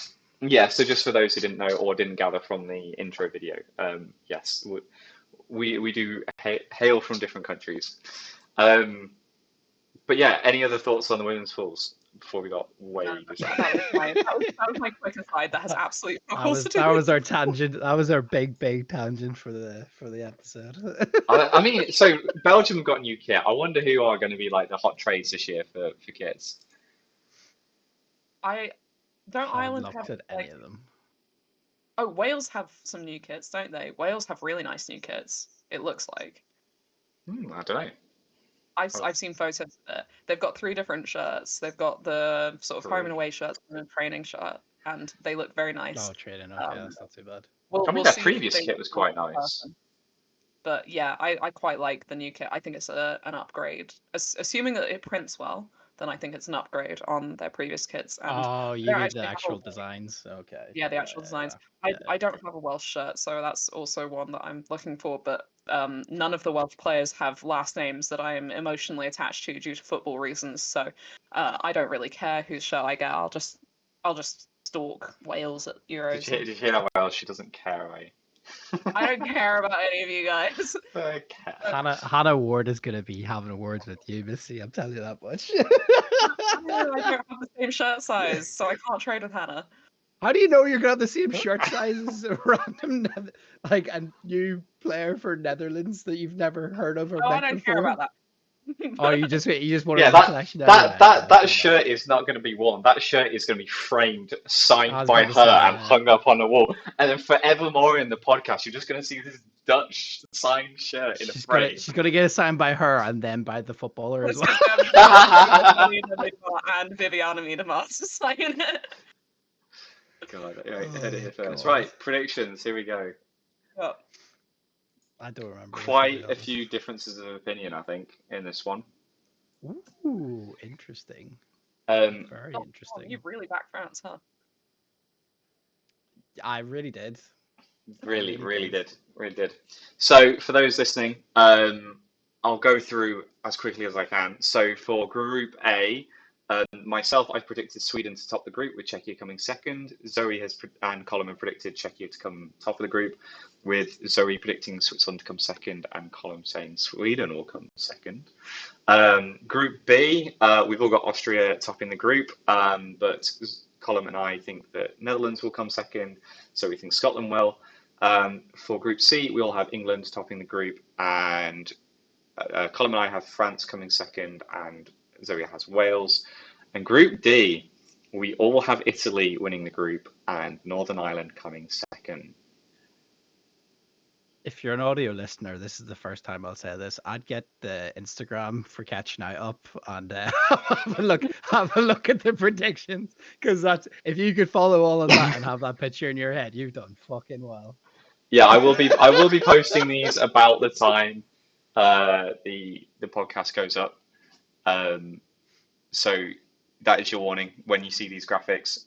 These graphics will have already been up by the time the podcast goes out. And then you can follow along and listen and see what we're talking about. But yeah, God, that is a lot of differences we've got to talk through here. I mean, Group A we know was going to be a bit of a hodgepodge to see who would get through, but we have. So basically, me and Nick don't have the Swiss women going through, which is an interesting one. I literally predicted the middle finger as I made this prediction. Because the exact same thing happened last year. Yep. And it'll happen next year again. Even if I predict the Swiss to win, you'd probably give me the middle finger, to be fair. It's just we'll always find a reason. There'll be that 1 year that Zoe's just like, this is an off year because different people have moved on and we're actually in a rebuild phase. Like moved away. And we're sorry, but you finally got good. Anyway, yeah, like I said earlier, whenever we were discussing the poll, I think the three of them are a toss up. I think it's really tight. I'll be honest, I didn't think about the loss of Tamara whenever I put the Czech for. I'd still put them second, I'll be honest. I think all the women have improved massively over the past number of years. And I think as a whole for the nation, I think that Czechia has really improved their discipline on court and game management and decision making. And I do think they've got enough in the tank to come top two. And for me, I think it's a toss-up still between Sweden and Czechia to who finishes top of that group, and I think the other one finishes second. But yeah, that's the one I think can go either way. Zoe, tell me why I'm wrong. I think you've got, like, if we're just looking at the previous results, then I think that is kind of accurate. Switzerland haven't done that well against Sweden, though I think we only lost by 2 sets last time against them. Most of your games are very close, to be fair. That's the thing. Last year, I think we lost by 2 sets to Sweden. We lost by 1 set to the Netherlands, who came 5th overall. Like, we only beat Spain by 2 sets as well, so that's not great. But, like, there were a couple results that really could have gone a different way, and it could have been a very different Euros for us last year. The other big difference I would say is Switzerland, for the first time in to my knowledge, our entire women's history, we don't have any debut players in our starting lineup / women's team in general. We've got some in our reserves, but our sort of core set of players have all been to at least 1 Euros before, and therefore, by definition, have at least 1 year's worth of experience, which sounds like such a low bar to clear, but it's not a bar that we've been able to clear before. And granted, like some of the debut players that we had last year, would like the two of the women last year who debuted were two of our most impressive women, I would say. Like they had fantastic tournaments and they didn't let the stress of their first Euros get to their heads. I'm so excited to see how they do on their second Euros if that's how well they did on their first ones. And I've been telling you guys, like when I've been to Swiss trainings, I'm incredibly impressed by how the women are doing in training at the moment.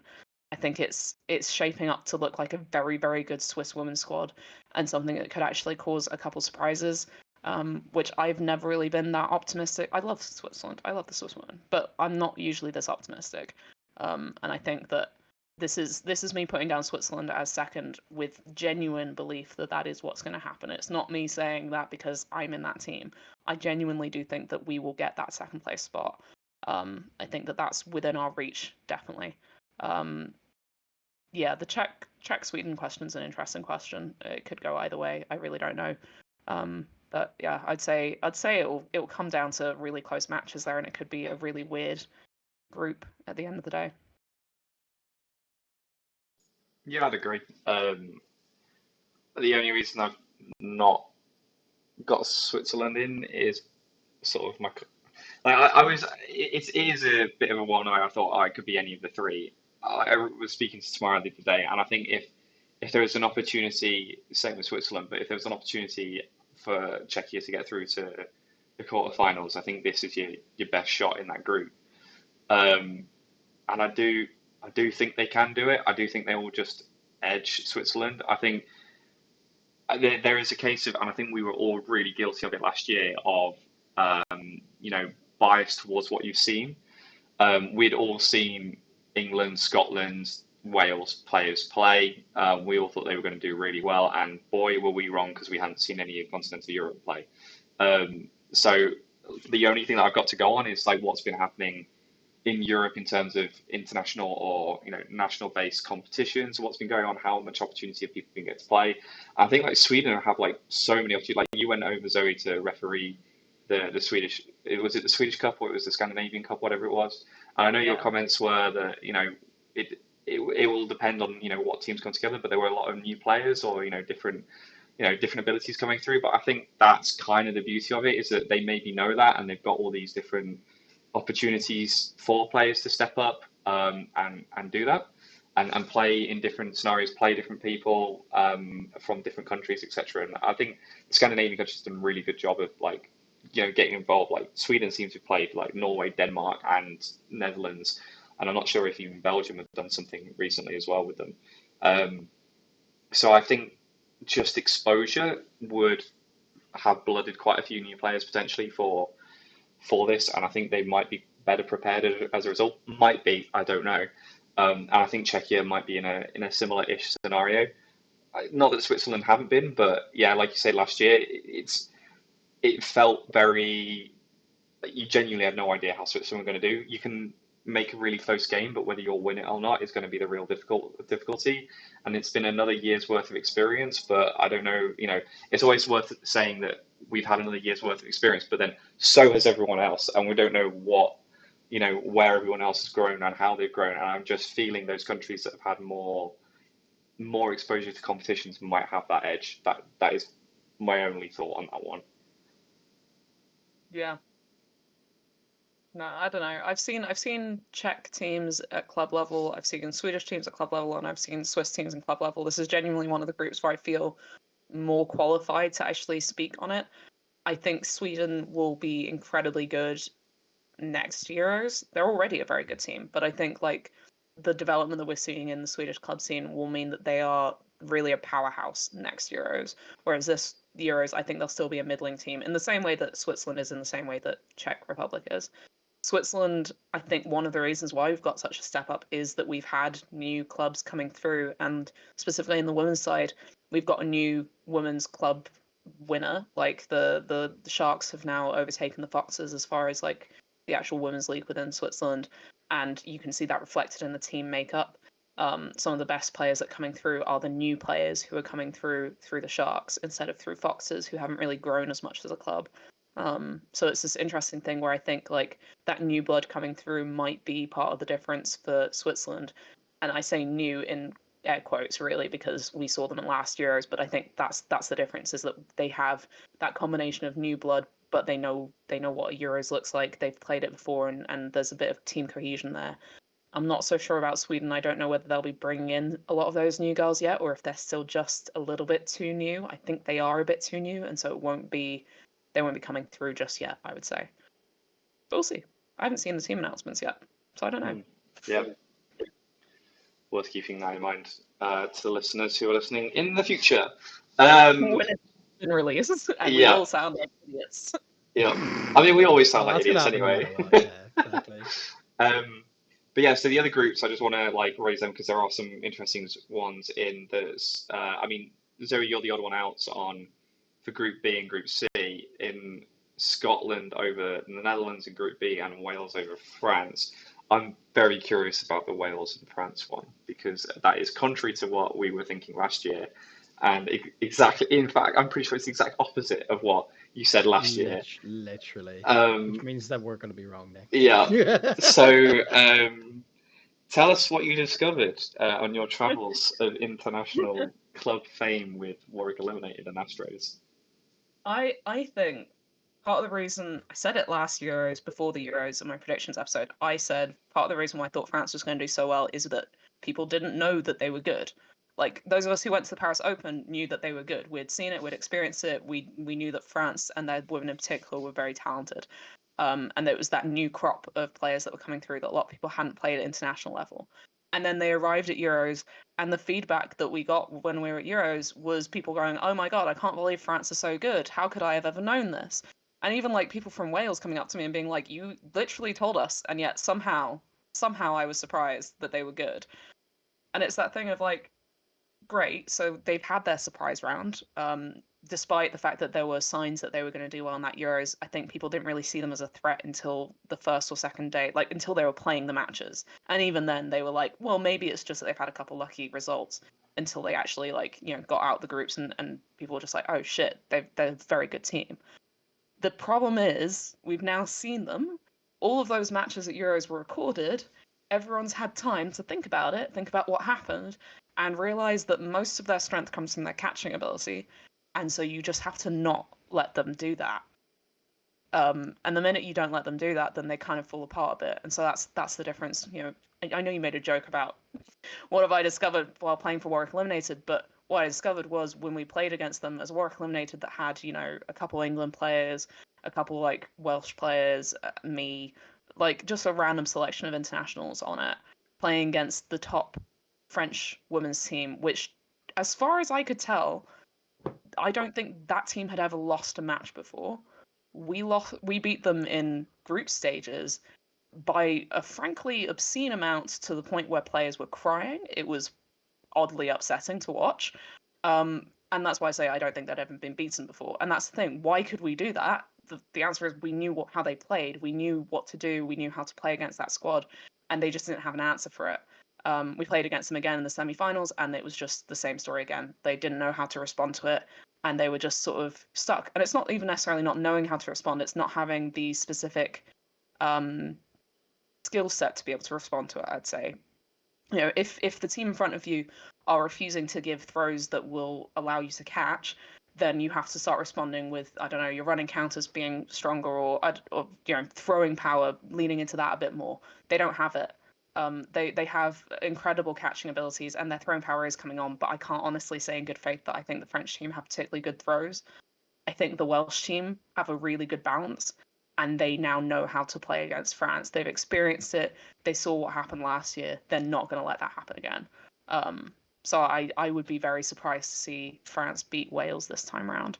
I think that people know what's coming with France, and that puts them at a deficit this time around.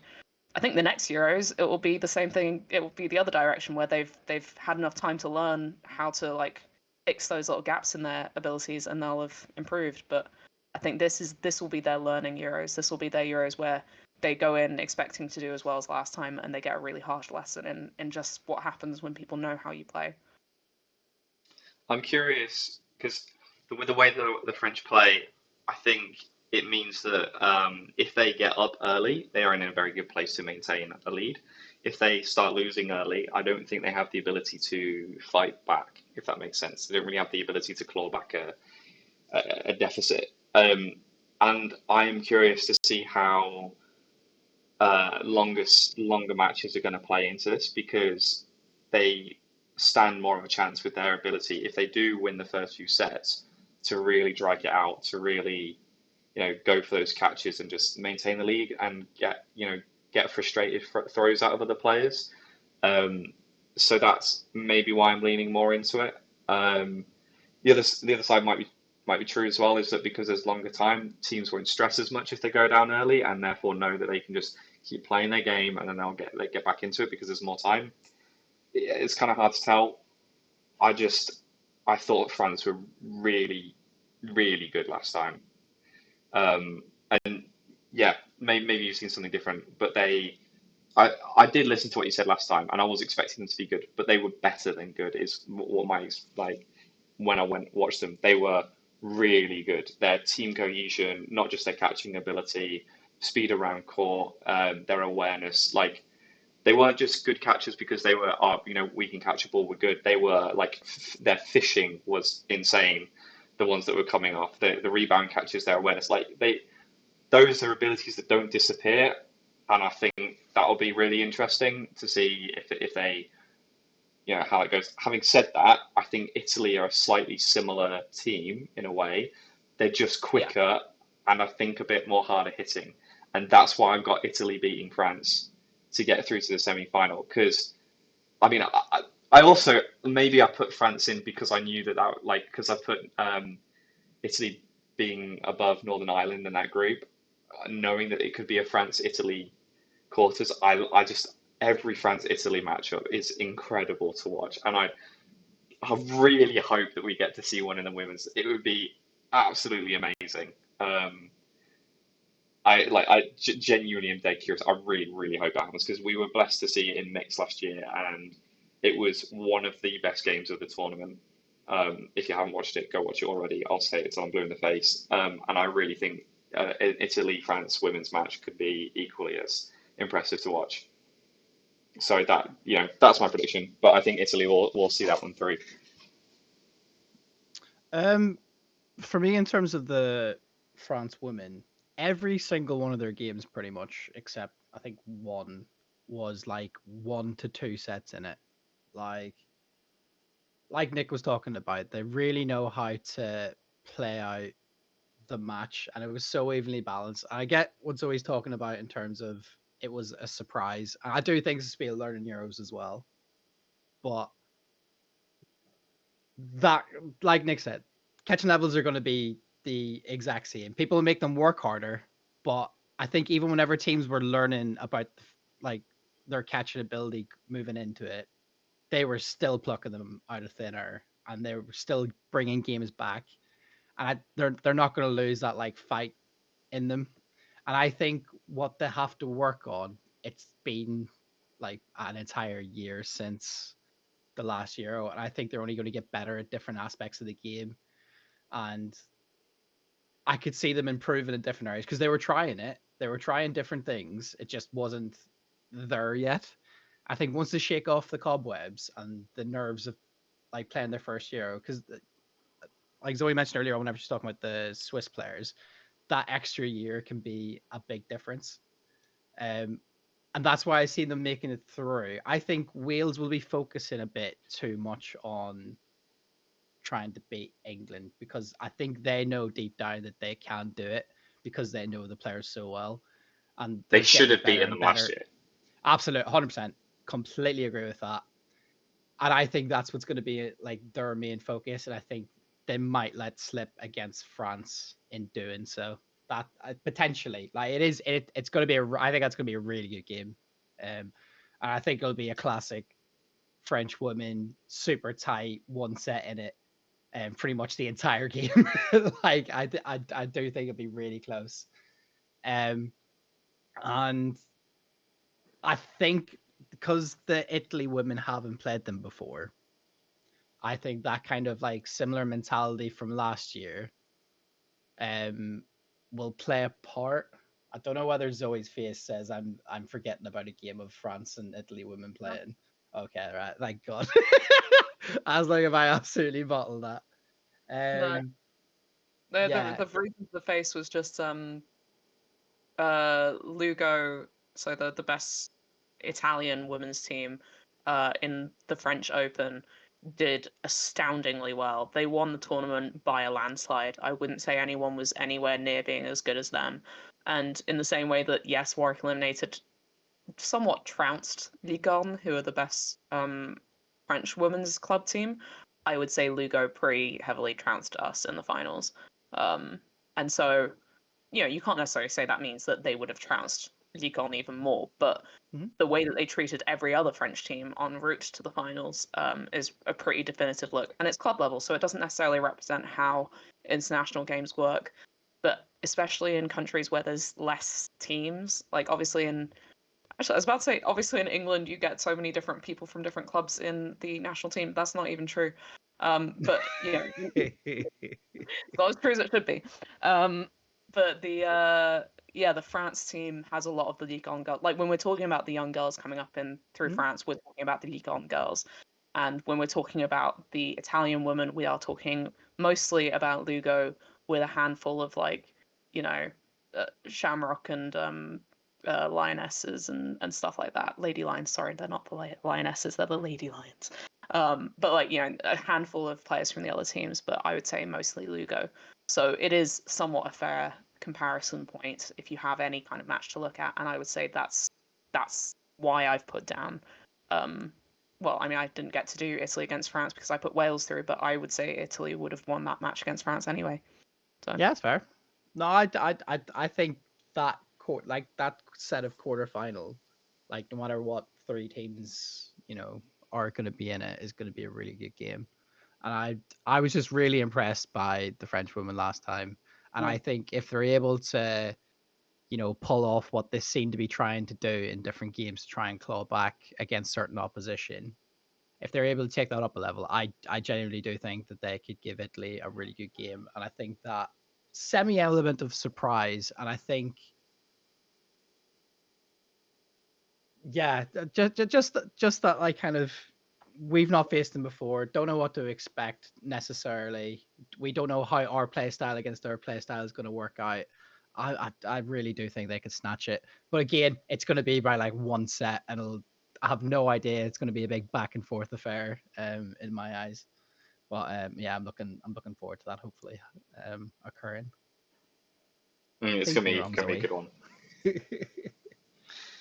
Only time will tell. But on the other semi-final, because of the bit of a nightmare we've had in predicting Group A and B, it's resulted in, interestingly, I've predicted the Netherlands to beat Sweden.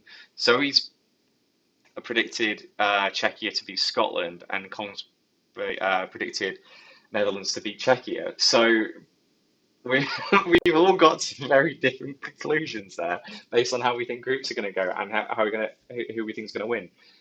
Colm and I both decided basically that second place of B is going to be better than first place of A,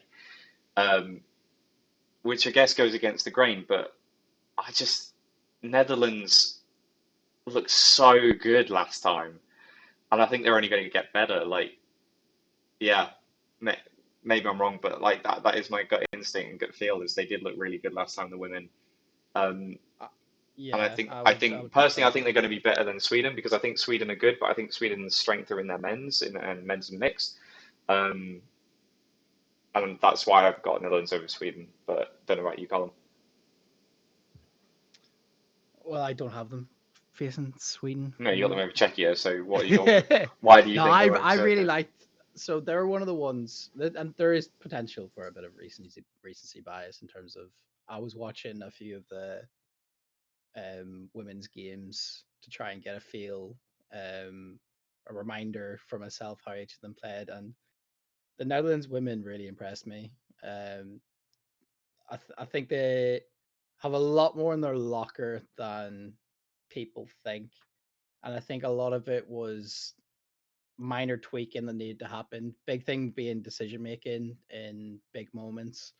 I think whenever a set was turning out of their favor, they didn't know how to calm things down or how to like react in certain situations, and that's all through experience.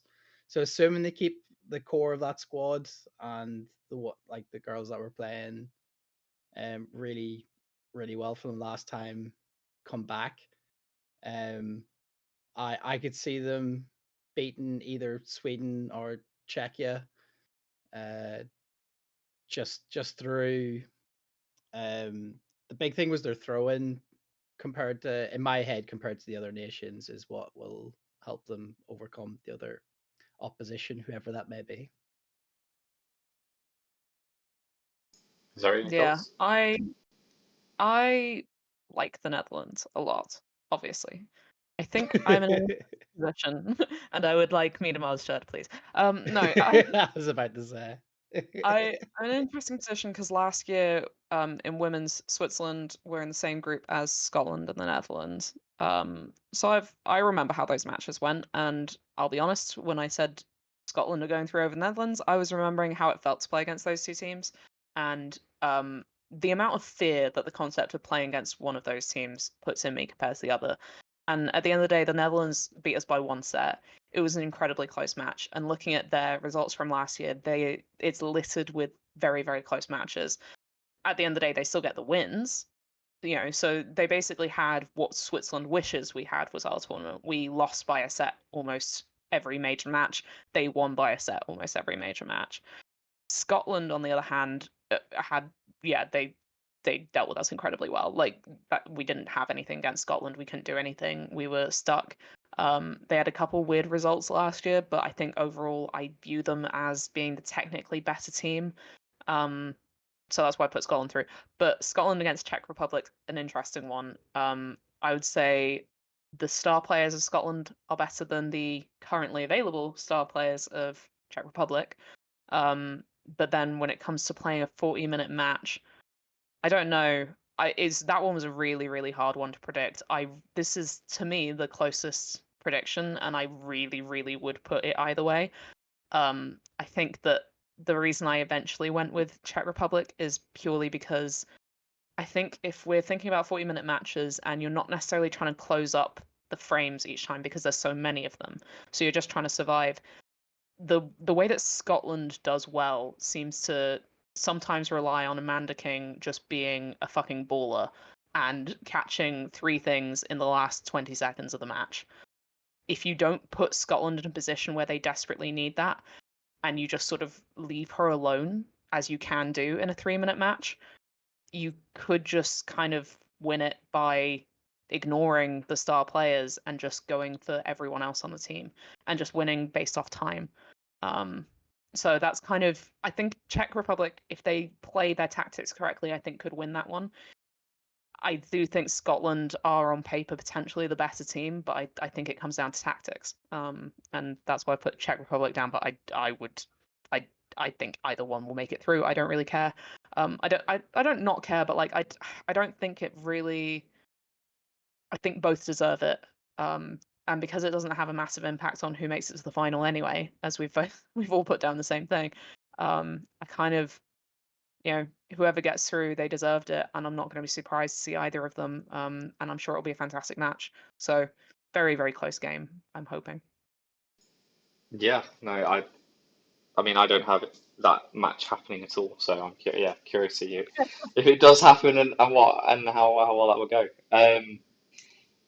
Going on to the semi-finals, like we both got England and all of us have got England and Austria going through, and we have got a mix of people for the other who they'll be facing. But on that journey, I think we know there's not much point going too much into detail on the Austria versus whoever comes second in Group A. I think they're 5-time European champion, world champion currently as well. They are favourites to win. But the other quarterfinal has us predicting England versus Northern Ireland because we think Northern Ireland are going to come second in their group. Based on comments made earlier about Northern Ireland potentially having a stronger women's group in their mixed team, like why do we all think Northern Ireland are going to come second in that group? We are putting Italy over, favoured over Northern Ireland because I think they are one rank different at the moment. I think Italy are fourth and Northern Ireland are fifth in the women's European rankings. So why do we think that fourth, fifth gap is enough that Italy will still come above? Anything? In the rankings, in last year's ranking, then Italy came fourth. In the actual like seeding, Italy's still the higher seed. Yeah. So Italy consistently the better team, but Northern Ireland did better last year.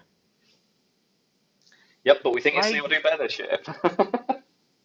I like the Northern Ireland team for the women a lot. I think they're a really, really sound group of girls. I don't necessarily view them as, again, it comes down to which ones inject fear into me. Northern Ireland trounced Switzerland, obviously, last year. And I don't think we've played Italy, but I would rather, if you offered me between those two teams which one I had to play, I would rather play Northern Ireland. And I think it will come down to catching in their match against each other, and I think in a 40-minute match with wide courts, I think that will benefit Italy better than it will Northern Ireland. I think Italy's depth is better on their bench than Northern Ireland, and whenever Northern Ireland have to start going into their bench, it doesn't feel as if it feels like a very different Northern Ireland team, whereas Italy have a lot of high quality in their players beyond just their starting six. So I think that's why, for me at least. Yeah, I realised I asked that question and realised we went quite into detail on why we think Italy is going to beat France. So I think those are somewhat the same reasons why we think they're going to be better than Northern Ireland. Yeah, I can't remember. I can't remember where Italy placed against Northern Ireland last year. Northern Ireland did beat Italy quite comfortably in the third, fourth playoff. So Yeah. could be an interesting one. I don't know. I just think Italy may have got a bit better over the year compared to Northern Ireland, but we'll see.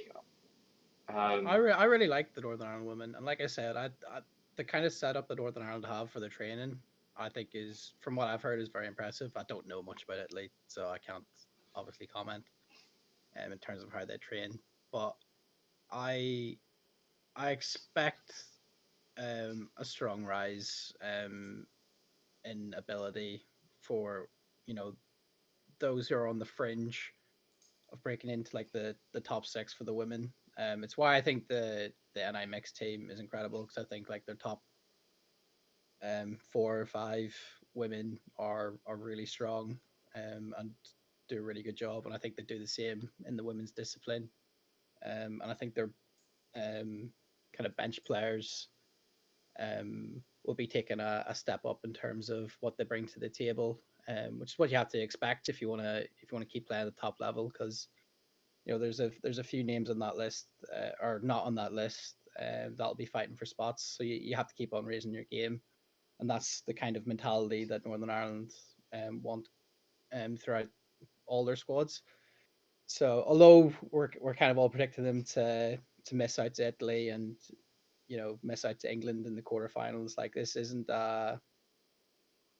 saying that they're not good enough, because they definitely are, and there's definitely enough quality there to beat the Italians. I don't think there's enough there to beat England necessarily, but don't sleep on them. I didn't predict them to lose out to Italy, comfortably. I think that'll be a very, very good game to watch, Italy versus NI. And I think that's one where we could easily be doing a disjustice to the squad, because I really do think that there'll be a big improvement in those women, and that's the team that came third. Yeah. Yep, team that came third versus team that came fourth in the same group. But yeah, I think ultimately they will lose out to Italy, and I think they'll then lose out to England. And I think that's just going to be sort of the way the cookie crumbles in this one. I think it comes down to 2 games for Northern Ireland in all reality for the women's, in my opinion. But yeah, and so you got anything to say? Shall we move on to the final, because we both all got England and Austria winning and getting through to the final and having another England-Austria clash. And we've all put the Oh, we same all put champion. Austria winning. We've done it, guys. We finally Yes, we agreed. Oh God, I mean, like we put out the reel last year of like when I was talking about how much I just thought the Austrian women just play like some amazing dodgeball. They do. They've proved it yet again at Worlds. I don't know when this like golden age of Austrian women's dodgeball is going to end. I hope not, no time soon because they are. Never. Just please never. Like it's just incredible to watch. One of my favorite teams to watch. So I don't think there's much to say. I think they will do really well. I think they'll beat England.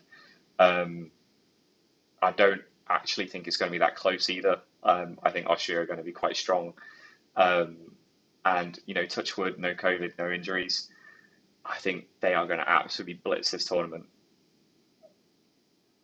Yeah, I'm somewhat inclined to agree. I wouldn't necessarily say it will be easy, but I do think Austria are incredibly impressive. I think the reason why we were conflicted about putting them as our prediction for champions last year was because we gave England the benefit of the doubt with a new manager, with years of time off to rethink things and rejig their approach to things.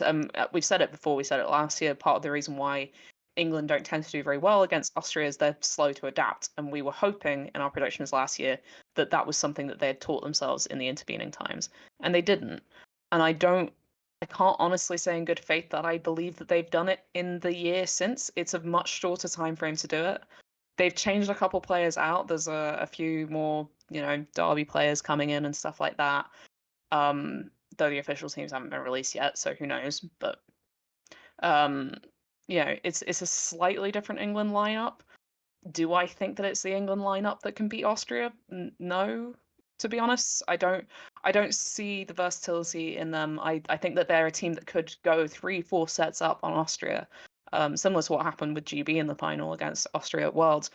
But then I can always see Austria pulling it back. I think Austria just have so many different options and so many different ways of playing that it doesn't matter if you go up. You can't necessarily hold that lead. If you're going up because you've found a version of your game that happens to be working very well and that you're comfortable in, then they change it.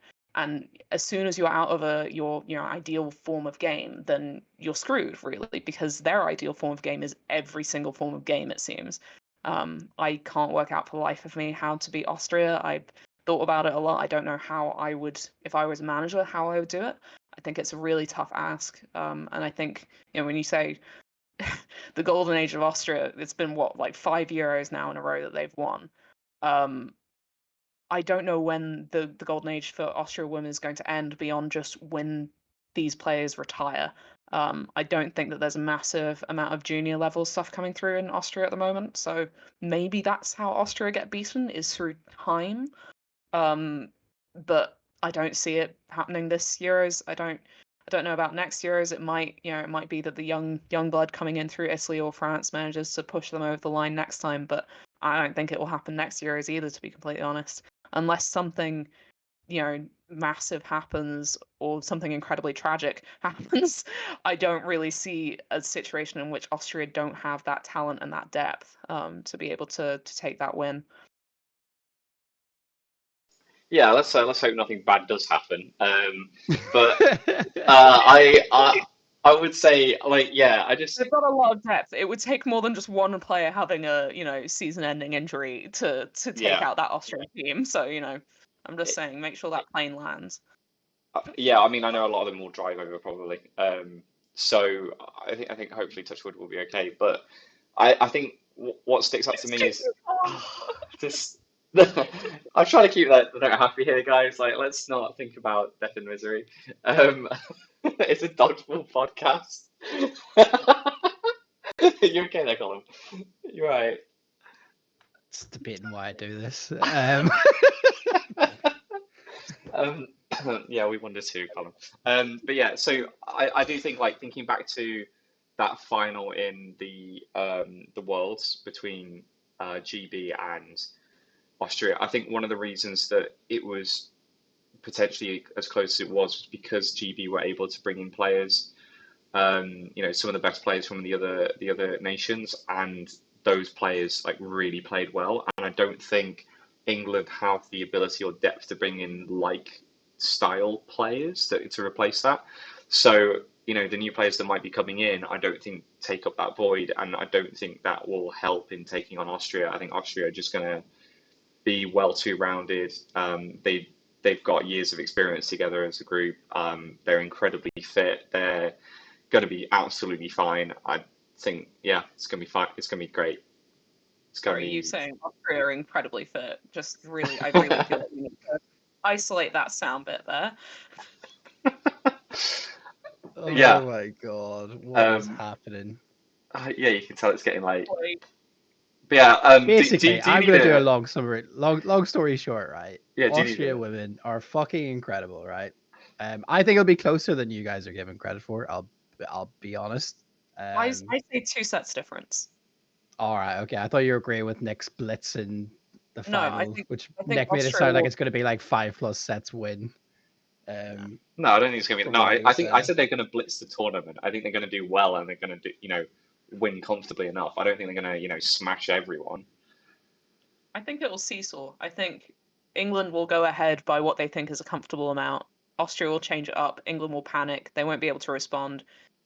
Austria will change up again just as England is starting to work out how to respond. Austria will go ahead. England will put, pedals to the floor and go full speed to try and catch up, and we'll be 2 sets away from it. I don't see England being ahead of Austria within after 4 sets played. They usually do. But I don't. In the finals in my head, I'm pretty sure England go ahead first and then Austria. Yeah, no, I think they Follow could on. by like the first That's 2 how it works. sets, but I think after 4 sets, I think Austria will be on England track. have a very, very good style of play, and it works incredibly well. Yeah, this is one And where it's I'd love to really know the well. actual England squad, to be honest. Yeah. I still, to be honest, because obviously they have the entire squad pre-cut announced, and from looking at it, I don't think there is a squad there that could beat Austria, no matter who you take. But I think there is a certain set of players that can disrupt the way Austria play. But like we've talked about, Austria women really know how to change it up. I'm interested to see how they handle the squad management throughout the tournament, depending on who they play. I think Who, that'll England also or play a Austria? bit. Well, both of them really. It'll be interesting to see if either nation kind of prioritize, certain sets of players in women's and mixed. Again, that's something that we won't really know how teams tend to handle it until you see a couple of tournaments with this this rule set. But yeah, I just think Austria just have too much in their locker for England to be able to beat, and I think it'll be a very interesting final. I'm interested to see if England bring in any new players into the fold, because I know there's a few players that made the overall squad that have the potential to change things up. So yeah, no, I think it'll be a really interesting tournament, but yeah, Austria will win all the way. Fair enough. Any more for any more, or should we wrap it up? No, I'm good. I need to go to the bathroom, so. Amazing. Wow, and we got the Meta Zoe as well. I don't know what's happened there. Maybe this was Zoe, and I am now Colm. Oh my god, and then you can like see the Yeah. third screen or the fourth screen. Who needs Colin anyway? For our There audio it is. listeners, Nick has fucked up and then fixed it by fucking up Why? again. Get me. No, you've got me and Zoe Incredible, the this wrong is way still around. Yeah, incorrect. there we go. Nice. Ta-da. But yeah, wrapping up then. It's going to be an interesting Euros. If you can get yourself there, and you haven't, thought already about trying to get to Euros to watch, I highly recommend it. It looks like the venue's going to be pretty cool. Rumor has it, 5 courts, which would be an additional court from last year, and it looks like the seatings looks like there's going to be loads of space to watch. It could be really good fun, really good atmosphere. I mean, last year was absolutely amazing. Last year sold it for me. I want to get to every Euros, every international competition I can, because it's just such a good energy, such a good vibe. So if you're listening to this for the first time and you're like, hey, what's Euros dodgeball like, and you've played it for your club in your country, definitely come along to Euros. Definitely go and see what it's all about, and come say hi. I mean, myself, I'm going to be there. Zoe might be a little busy, but I'll definitely be Nick more than Nick will happy. love you forever if you bring balls. Yeah, if you bring dodgeballs, to add them to specifically dodgeballs. I don't want any tennis balls or anything like that. Please, somebody bring him a tennis ball, please. It's not coming on the plane home with me. I hate to break it to you. That's too funny. But yeah, it's gonna. Yeah, I'm really looking forward to it, and I definitely think we need to do a better job. At like getting people together and saying, hey, let's get a group out to these events. So next year, calling it now, we've got NEC, WEC, CEC, and we've got the World Championships next year. If people are interested, start conversations, get groups together, because if Euros is going to be cool, Worlds is going to be even bigger and awesome. And if you want to get a flavour of what it's like, the European regional championships are going to be just as good to just get a flavour for it. So find an excuse to book holiday to watch dodgeball. I mean, to be fair, with the regional Euros, you don't even need holiday because it's just over a weekend. So those are ideal if you're, trying to skimp out on annual leave. Those are a great way of doing that. No, because you if go out on the Sunday still. Come on, Zoe. If you're not fun, it's a really good holiday. There we go. If you're not able to make it to this Euros, then that all the courts should be live streamed, as far as we know at this point in time. I'm sure those listening when this has been released will know more about that. But as far as we know right now in August, it should be all 5 courts streamed, and we should have at least 2 courts commentated, with one of the courts being like a sort of showcase court. That's all going to be on EDF's YouTube page. Alongside the showcase court should be on EDF as well as WDBF, and also potentially on Twitch. We'll see about that one. So yeah, lots of places to watch it, lots of places to get involved and sort of talk to people, and I don't know, just get to know people from other dodgeballing communities. That's one of the best things about Worlds I found, was just the group chats on the sides of the matches, and just chatting shit with people from all the way across the world, and shitting on phone players mainly. But just sort of, it's nice to be in those chats, and it's a good way of sort of getting involved in that wider international dodgeballing community, which is just a fantastic community and is constantly growing. So yeah. And we do love dodgeball. Stop it. And if I can be bothered, I might try and set up the Discord to do like a watch party in that as well. Oh, if you, absolutely. consent, because I mean, that's where we record the podcast. Because I'll be watching from home, so. We do have a Discord. We are working on it. I say we were working on it. Every so often we do something and tinker with it to try and get it to work. But yeah, maybe Colm will sort it out. I will actually sort it out in the near future. Whether it's done in time for years is a different story, but it'll definitely be ready by the time the new season starts for BD. Awesome. And this is the point of the podcast where I have to grovel for your support. If you can give us a like or subscribe, that would be awesome. We are give us a subscribe. Yeah, give us. What the hell was that?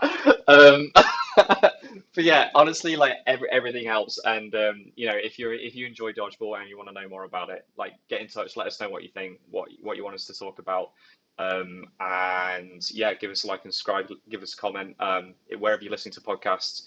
Give us a review, hopefully a nice one, and 5 stars if you can, because all helps spread the lovely word of dodgeball and why we are so invested in this amazing sport.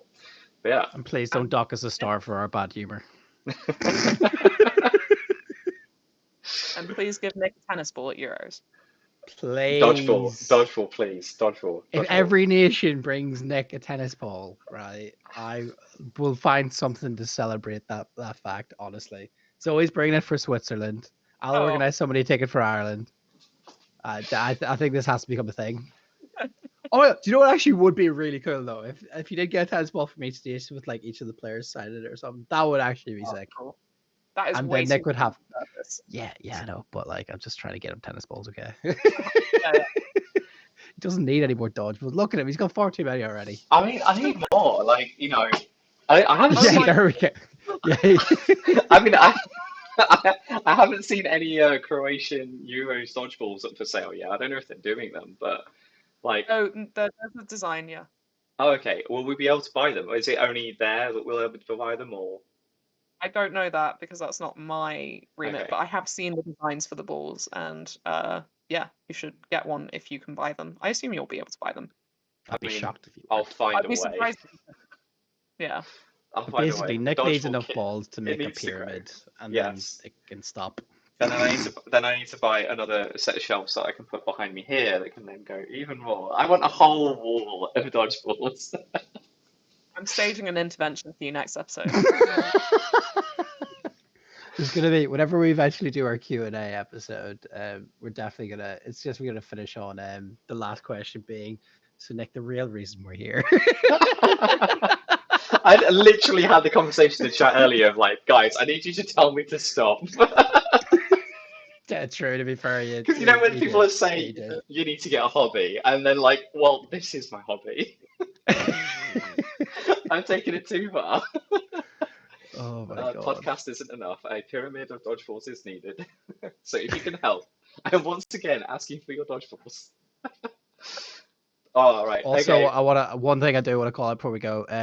You said it would be closer to 90 minutes. I said it would be closer to 3 hours, and I was definitely right. Thank you. Yeah, we are 2 hours 40 on the recording. Yeah.